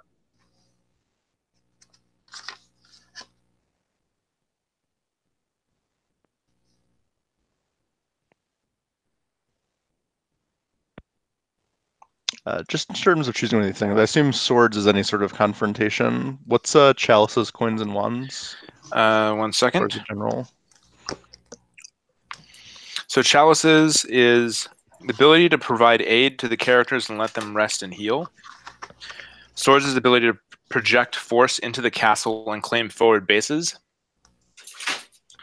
Coins is the ability to influence mortal institutions and draw resources from them. So that would be basically like if you were able to get kind of information before entering the castle, or maybe to call people in, like reinforcements or something like that. I believe the reinforcement move. That's one of the bloodline moves. Yeah, that's coins. If you look at the bloodline moves, they all are tagged to some of those, basically. I see. Gotcha. Relics is objects imbued with the castle's power that can either fetch a high price in the mortal world or be used in grand rituals. So there's everybody, certain bloodline moves, I believe, or certain explorer moves are able to like burn relics and use them in the thing. And then as one other question, since we haven't really talked about what the relics do, can I have for mine that's as long as I have it on me, I can I don't succumb to bloodlust. I can sort of move back into or control myself. Possibly. In general, as far as I can tell, the relics generally are they themselves are not power. They themselves do not do things. It's that you can make use of them to do things. So basically, they're sources of power that can be used can either be converted into money, basically, or they can be used to perform a great powerful ritual or something like that while you're in the castle itself. That said, if you want to kind of like have that just as a general just as color, that's totally cool. There's just probably not going to be any kind of like mechanical yeah, no, I just figured it'd be a fun little I can't remember why, but as long as the staff's with me, I feel calm. Right.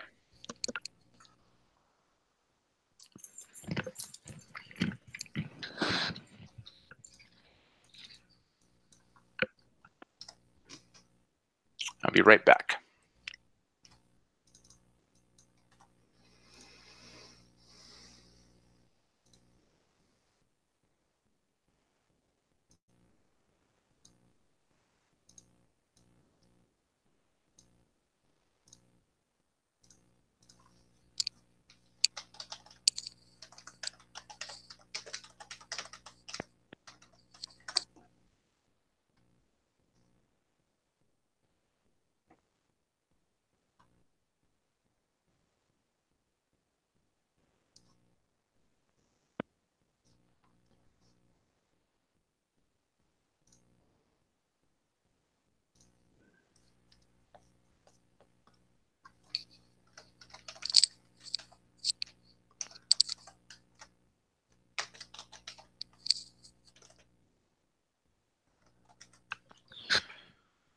All right.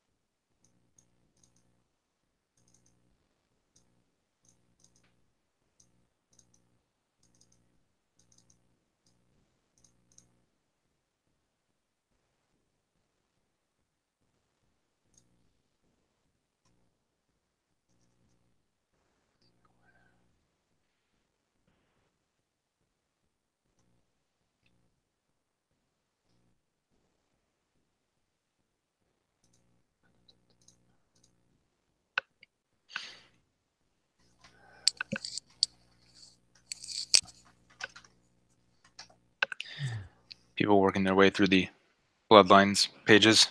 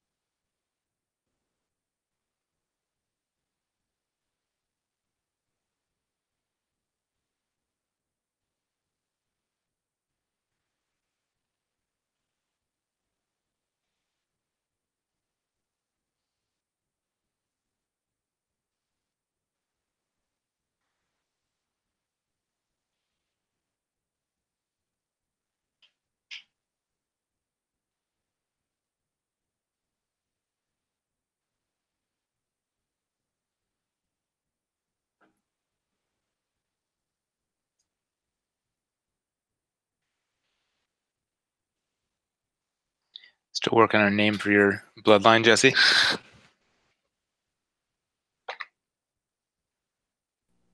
Yeah, having just thinking about it, working on the rest until I think of something. Cool beans.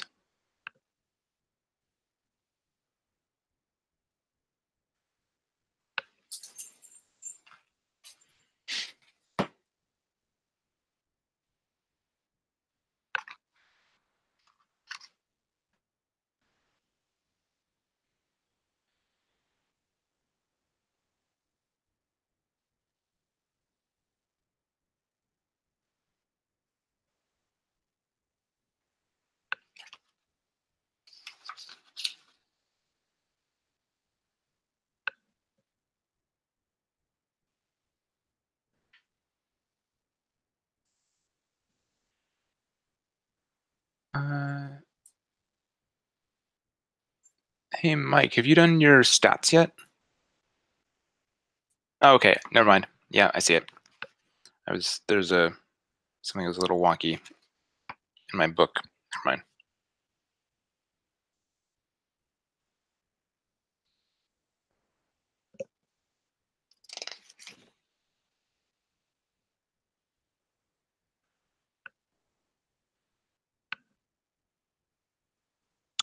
For the context, do we choose that per?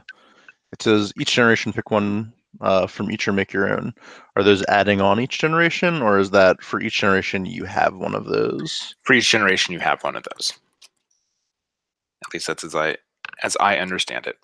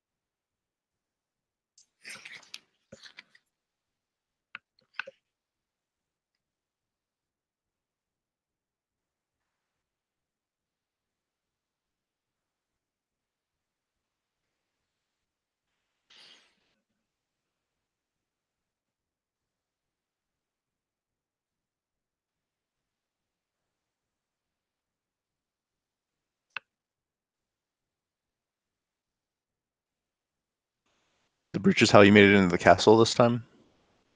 The breach will yes. So it'll be basically it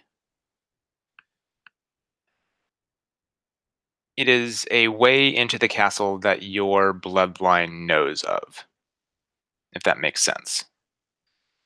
And those things will be of use for when we make the explorers, basically, because that'll kind of like that will then position us. Because in theory, depending on time, depending on if we want to. We can either do bloodlines and do explorer creation, or we can just do bloodlines and kind of talk. But basically, after explorer creation would then come like actual like starting into a castle, like when it comes back, basically. And you would the three of you will meet at one of these breaches that your bloodlines know are openings or access to the castle in its newest incarnation, basically. If that makes sense.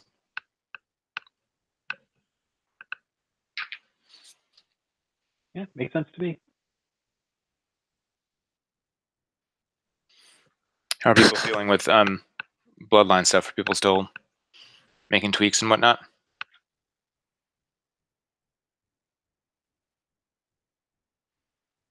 Looks like you guys are still. Just got one. I think we need to figure out the. So from the last one,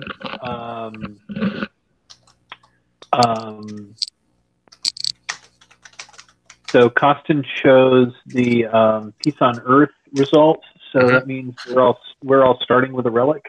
Yes, you will all have a relic. Well, the two of you guys will have relics. And then where is it? Nose, computation, generation moves, diagnosis. Yes. It says you gain one treaty on the others. Now, I feel like I'm trying to figure out whether that. I think treaty probably means pact. Because I think this is the only time that I ever have seen the word treaty. I might be wrong. Give me a sec. I've got the. Oh yeah, we can check the PDF. I've got the book on PDF. Let me do a quick search. Yeah. I think it's in the fiction, because mine's one bloodline hunted you as monsters before you forged a treaty.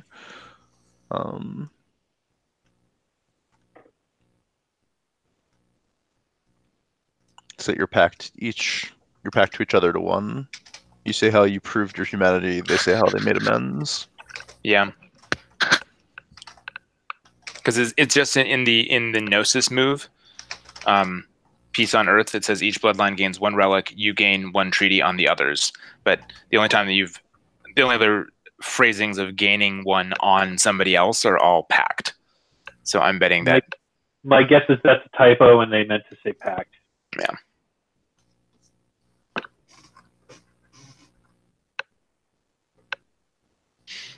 Yeah, that is my guess as well. So that means that that the church will gain one pact on each of the others.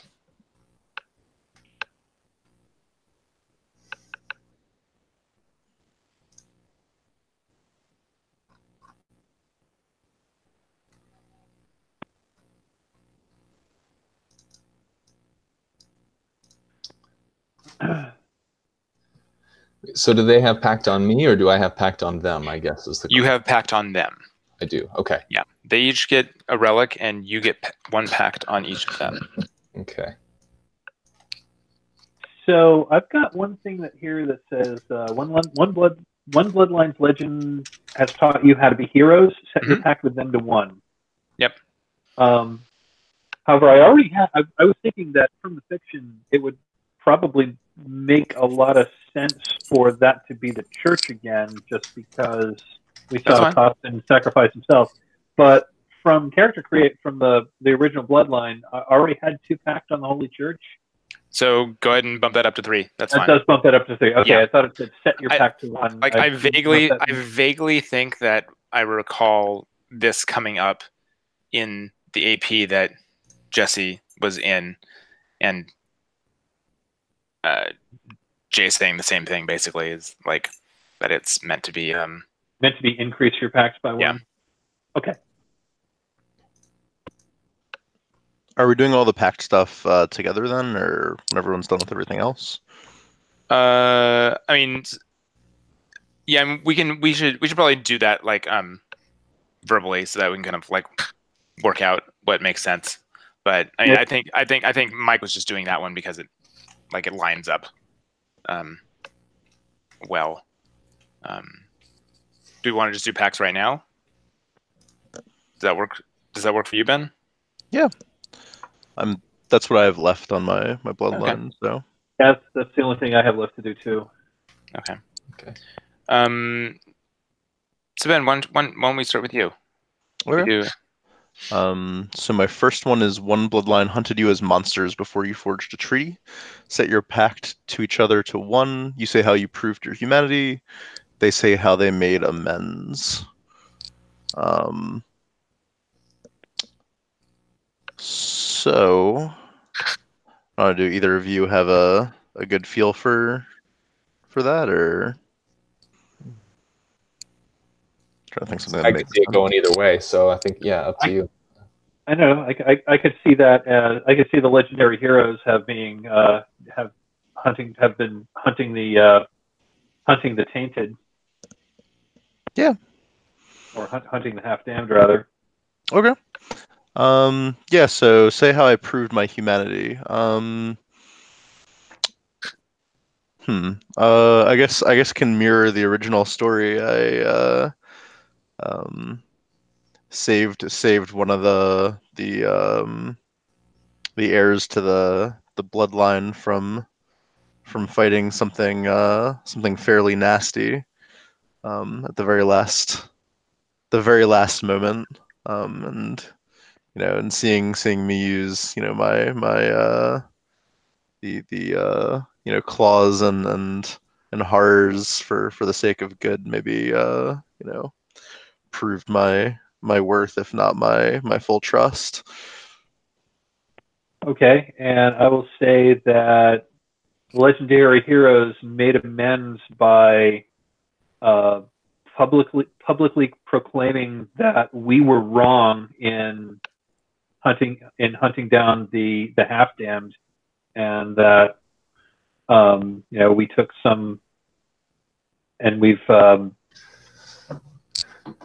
took some hits because we realized afterwards, and public opinion went against us for hunting down people that really weren't evil. Make sense? Want to go something different? That works for me. Okay. All right, Mike, why don't you do your pact? Wave gold. Okay, Wave the Gold. Legends taught you how to be hero. One Bloodline's legends taught you how to be heroes. I'm going to say, like I said earlier, I'm going to say it was the legends from the Holy Church. Cool. Taught us how to be heroes. Notably in the legends of how the founder of the Bloodline sacrificed himself to send the castle on its way, and therefore, we have learned to be, we have also learned the way of self-sacrifice. Mm-hmm. And Jesse, you get to say what secret failure the legend leaves out. All right, so the legend is about self-sacrifice. That's. Well, yeah. It's basically about what we just played out, basically, with you like kind of sacrificing yourself to give the peace on earth type of thing. Right. But what is it that got left out? And it could be something that we did not cover. Right. That happened earlier in the fight, or I think even before then. Yeah, left out. And I guess this probably even goes back to maybe that visit that Mina made to my family and everything.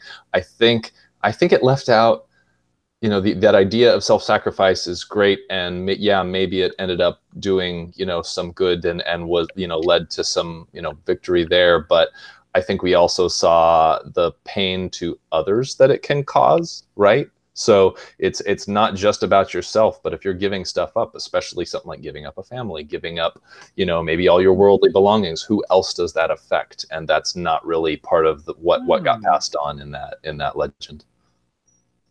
Nice. I like that. That's great. All right, and Jesse, the way of the white, Mm-hmm. the way of white. Excuse me. Yeah, you saved another bloodline from falling into darkness. Get one pact on them. They say what dark temptation was twisting them. You say what you did to redeem them. I feel like there's a straightforward answer to this one, but I don't know if I want to go there. All right.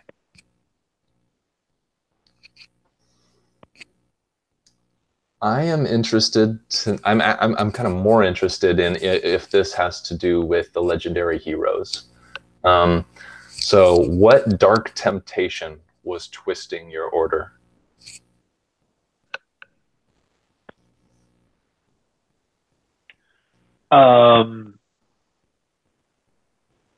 I would say making a pact with like supernatural evil forces. Like we were being tempted to like, hey, yeah, we may be evil, but you know those guys are really evil. So if you ally with us, we can really get those guys.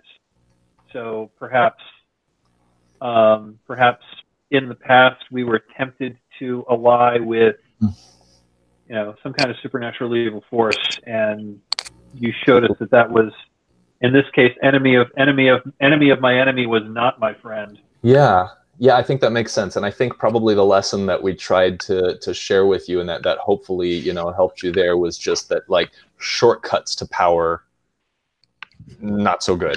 It's like yeah, we've got this overarching thing we're going after, and hopefully a lesser evil wouldn't be as bad. But I think it was just like an issue of like, showing you the effects of maybe what's going on, what other tragedies these demons have caused in the world, and be like, easy answer here is not the right one. Right. Yeah, the lesser of two evils is still evil. Right, exactly. I think that was the lesson there, hopefully. Yeah, if that makes sense. Okay. Yeah, that makes a lot of sense. I like that. Okay. Yeah. One not related to that question specifically for Ben. So the idea of the Mina thing, if as we go she does die, how do we want to work that, or do we want to just wait until we get there? We can wait until we get there, or some unsuspecting poor person. The curse doesn't go away; it just passes on to whoever's closest. Gotcha. All right, cool. And they're protected because they're from legendary bloodlines. So the next poor peasant walking by the castle picks up a nasty curse. Nice. Awesome. Okay. All right. Nice. Okay.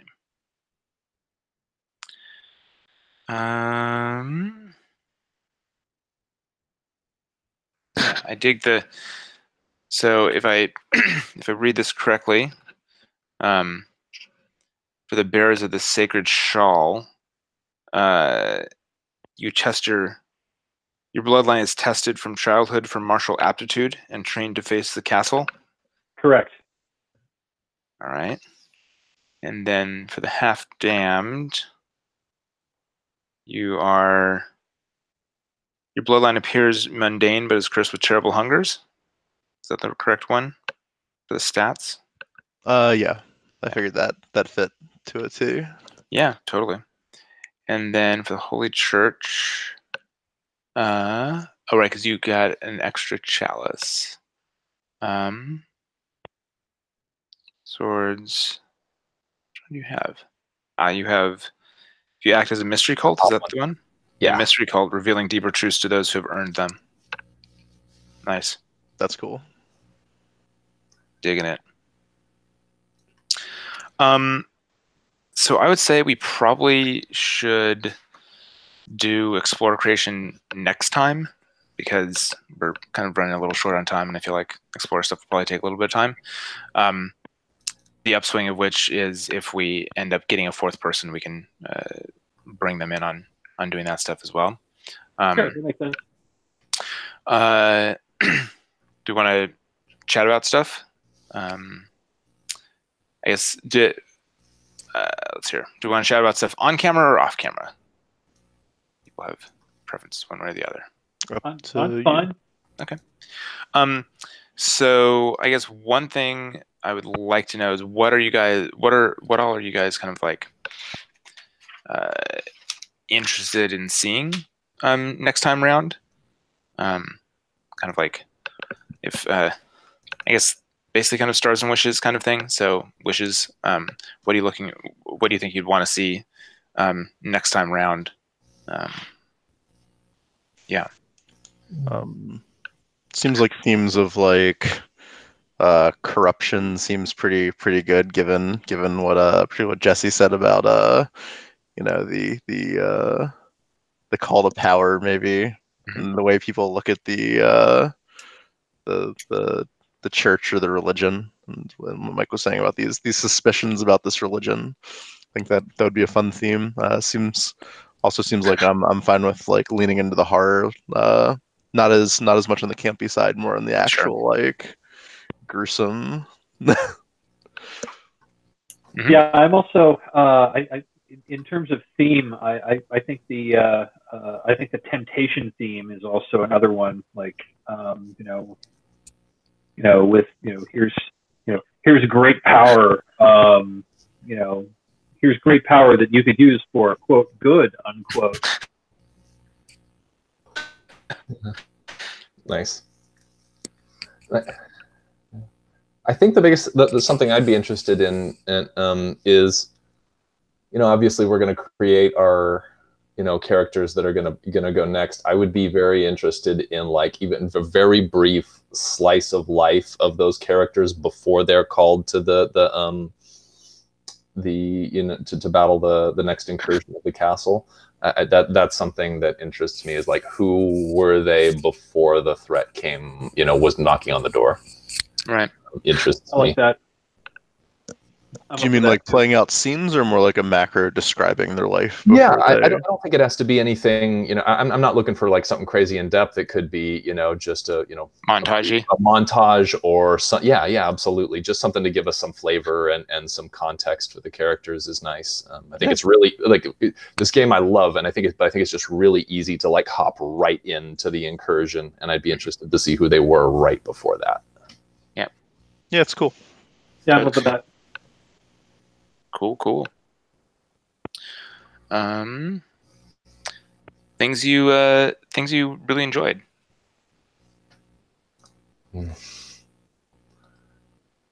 is the first time I've ever played this game, and I'm really digging the like generational aspects of this, where like our first session was creating the characters on whom the later legends are going to be drawn from.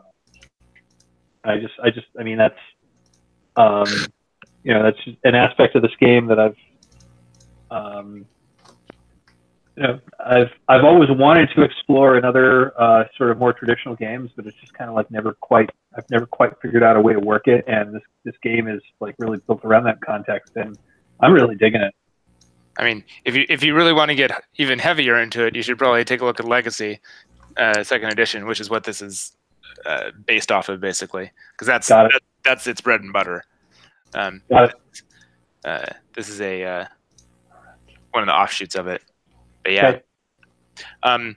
That said, so one thing, and as far as I can tell, I mean, I briefly spoke to Jay about it, and it sounds like number of sessions we have, time we have, probably we will like only do our next thing. I don't think we're going to get onto another generation per se. So just as an FYI, just a setting expectations type of thing. So we're probably not going to. The exposure that we have will be, yeah. We won't get to a third generation. Got it. Correct. Yeah. Unlikely. Would it be interesting then, or worth considering, rather than doing this generation, the next generation, do this generation and then like 3 generations later and then 3 generations later? Not necessarily like mechanically, but as far as like flavor, skipping a bit more time between. Oh, interesting. I mean, we could do that if we wanted to like kind of like push it further down the line. I mean, it might not give the campaign, but it might still give some of that feeling of scope. Yeah. I mean, I don't know that. I mean, would you want to just kind of like do that just montage-y, like kind of like montage some ideas of like what previous incursions look like or something like that, or Yeah, I figure it could tie into Jesse's idea of just like, have sort of a what's your family been doing for the last X amount of time? Now what have you been doing to build up and then you mean jump in? generations that way? Okay, I see what you're Yeah, saying. yeah. Gotcha. Yeah, that I'm down with. Doing more Okay. kind of montaging a bunch of incursions and then like. Oh no, Yeah, okay. just Okay, cool. Okay. No. Oh yeah, that could be kind of cool. Just kind of like see like 100, 200 years or whatever it is of time, and then yeah, that could be pretty cool. Okay. And of course, the fun part for me is that I get to bring I get to bring our priest back as the regent. Can't wait to see how that works out. That's very exciting. Yeah, I'm gonna have to think on that one. Yeah. It's funny though, because you like I basically can't make use of the example in there because you've already done that. Oh, sorry. What did I do? Did I do something that was similar to what was in the book, or? Oh yeah, he sorry, Jay translated what your game was into the example that's in the book. Oh, okay. I'm gonna have to look at that. I haven't read the example yet. Okay. Yeah, the anti-pope thing. Okay, gotcha. Yeah. Yeah. Nice. Oh. Yeah. Oh well. Thank you for telling me, because thank you for telling me you were in that, because I wouldn't have known, and if I ended up going in that direction, I would have been like, you would have been like, wait a second, this sounds really familiar. I think even then, I think it could play out way differently. So I don't even think it's a huge issue, but yeah, it was cool though. But okay, so so montage of kind of like time and generations.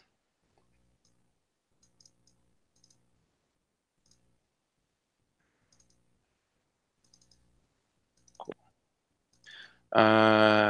Any other things you guys are that you liked this time around? Yeah, let's see. I just say that this is the first time I've had a chance to play with as players with Benjamin and Mike, and I have to say, like, it was really fun. I feel like we had a really great synergy of like a description goes on, the other person does the yes and thing, and we just kind of run with it. And I just thought I just really am enjoying playing with you guys. Lots of fun. So yeah, thanks for being awesome. And Agreed. yeah, sorry, and one for Shane, I'm just loving the atmosphere that you're creating and everything. I'm so into it, and I'm really enjoying playing with all of you. So thank you guys. Awesome, thank you. Mutual. I can totally say the same. This has been a really fun game, and I'm really looking forward to next week. Yeah. It's funny because like the Regent's room and stuff like that kind of like came to me earlier today and whatnot, and it lined up really well with Ben's character thing, which was just like, all right, that works. This lines up pretty well. So yeah, I think dug it. Yeah, really dug this game. This is fun, and yeah, looking forward to next week. Yeah, Ben, did you have any other stars type things? Jesse took all my words. It was basically what I was going to say. Like, yeah, it was really good group synergy. I think I said it earlier, but from moment one in character creation, like it felt like we were answering some of each other's questions before we had the chance to ask them. As far as like story beats and character ideas, and yeah, it was transitions were really smooth. It was good. Nice. Cool. All right. So, any other thoughts before we call it for the evening? No? I'm good. All right, cool. Well, I guess we will see each other next week, and we will do Explorer creation and then get on with it. Fantastic. All right.